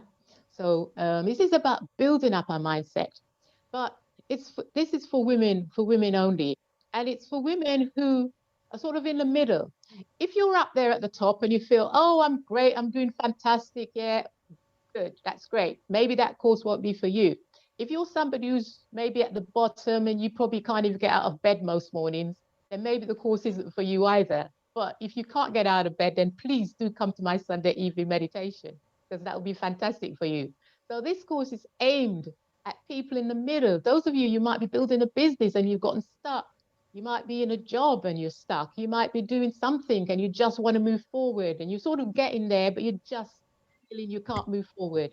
So you can come on this course at the moment. It's at the beginning and it's dirt cheap. Yeah, it's dirt cheap because I'm actually at the start of it. So I'm actually going to be offering it at a really low price. So, you know, almost next to nothing. So if you feel that you fit there, somewhere in the middle, not right at the beginning where you haven't done a lot, and not right at the top where you've done everything, but somewhere in the middle and you feel that you're stuck and you need to move forward, then that might be a course for you to jump on. If you would like to do any of those, then please do. I'm going to put my email in the chat. I'm also going to put a link for the book and Eventbrite if anybody want to, you know, take. Sis, could I just remind you to stop screen sharing, please? Oh, sorry. Yes, sorry. Forgot that. Okay, screen sharing. Yes. Okay, so so that's my special offer. You can come on my Sunday meditation for half price. Do let me know and try out my breathing meditation. And you can also come on to do my course at at really less than half price actually. And of course, my book is available on Amazon. And I will put that in the chat. Thank you. Really nice to be here. Thanks, everyone. Thank you. I'll put that in the chat, yeah? Should I put that in the chat? Yes, please. Put your details in the chat, how to get in contact with you and also what you're doing and how to join you. So thank you very much for that. Thank you. Royston, do you have something to say? No, nothing. Thank you. There's nothing. There's no under the mango tree today, tomorrow? That's next week. Was it next week? Oh, I'm behind of time. Yeah, right? yeah. Okay. All Announce right. it then. Thank you. To say a great big thank you to Shaz Mcleod for her presentation and letting us know what is actually going on with Lewisham Council, which actually, as I said, it's not just Lewisham Council, but we've got to be thankful for Shaz for the work that she's doing for our Lewisham Council. And also thank you to our Queen Nzingha for letting us know, giving us introduction to the women in the Garvey movement, and also to Zindika for her meditation and grow presentation. Before we, that's all I can announce what's going on over the weekend. Shaz, if you'd like to have a few last words, the words are not coming out. Also to remind you that we're on Black Culture Radio as well. I think Sister Nzingha, she's made me tired. Just relax you. I have been putting things in the chat anyway, and thank you for allowing me to spread the word in regards to the what's happening with the housing situation within Lewisham. So thank you for that, and yeah, I've got nothing more to say. Thank you. Thank you very much. Also, I was going to say we had the under the mango tree, but I got that wrong. So it's not under the mango tree on Saturday, but we do have two events on Sunday. And the first one is, let me just get the right information out. The first one is with Sister Kasheni. And this is on Sunday between 2 o'clock and 5 o'clock. And basically you're invited to the Love Halo with Auntie Jean, a special, which is to Kasheni. And it's from baptism to unfettering and beyond. And as I said, you register for that. Sister Kasheni, do you have a quick word on that? Hi there, give thanks. Good evening, everyone. Evening. Yeah, we're in a great cycle at the moment with the full moon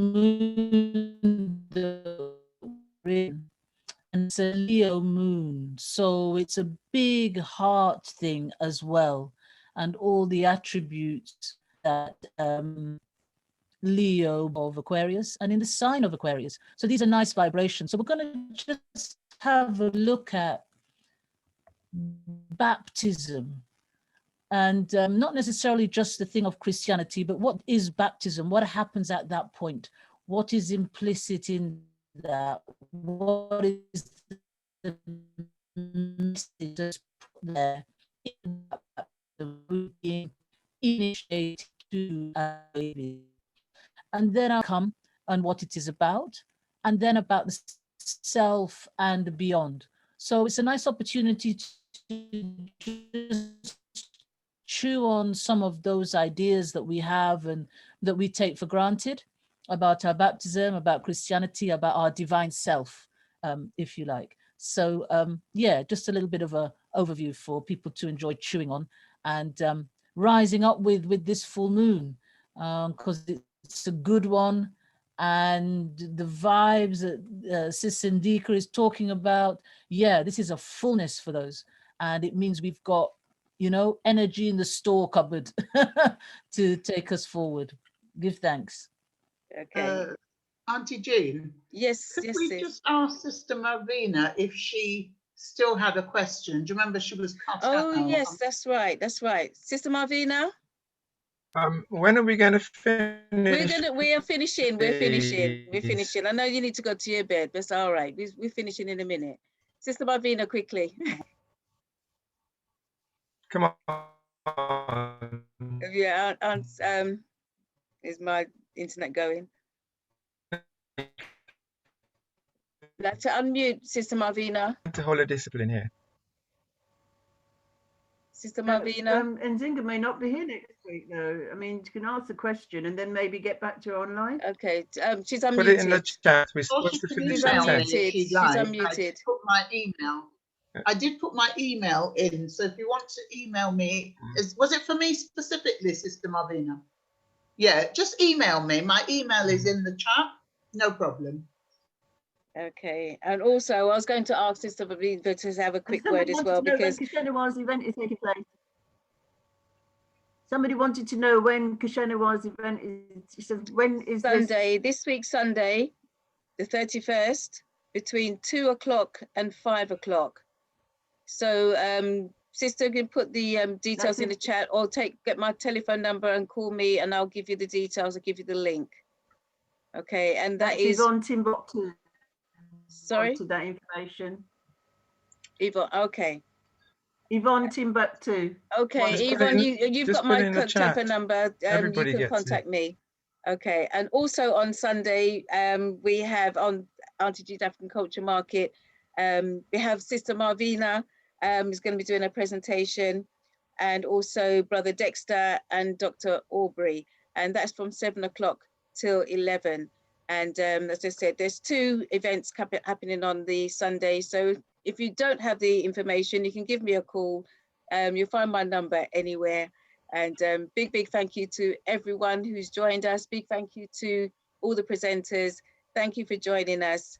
Thank you for joining us on Facebook. Thank you for joining us on Black Culture Radio. We had a late start, but we got there in the end. So, so you can join us again for Sunday on Black Culture Radio, all the W's, blackcultureradio.com. And thank you, everyone. And good night. Thank you, Jean. Good night. Thank you. Good night. Thank you. Good night, everyone. Good night, everybody. Have a great rest of the evening. Thank you. Thank you, Queen Nzingha. Thank you so much. Appreciate you, everyone. And looking forward to you coming back. Okay. Brian, you have to go tonight. I have to go you out tonight. Yeah, we're meeting on. All right. Good night. Good night, Brian. Good night. We're going to start putting people in the waiting room. All right. Good night. Good night, Junior. Yeah. Night. Night, Junior. Good night. Night. Night. Good Night. Good night, Lavina.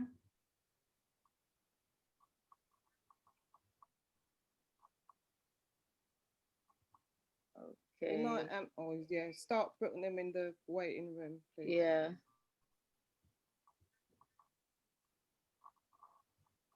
All right.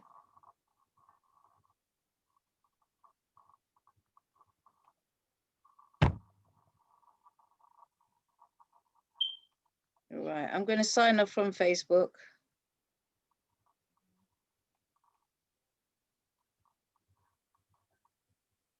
Okay. Good night. Good night, Mimi. Good night, Christopher. Yay, done it. Is they all there? Yeah. That's it. They're gone, they're gone, they're gone. Okay. All righty. Oh. Still got, yeah.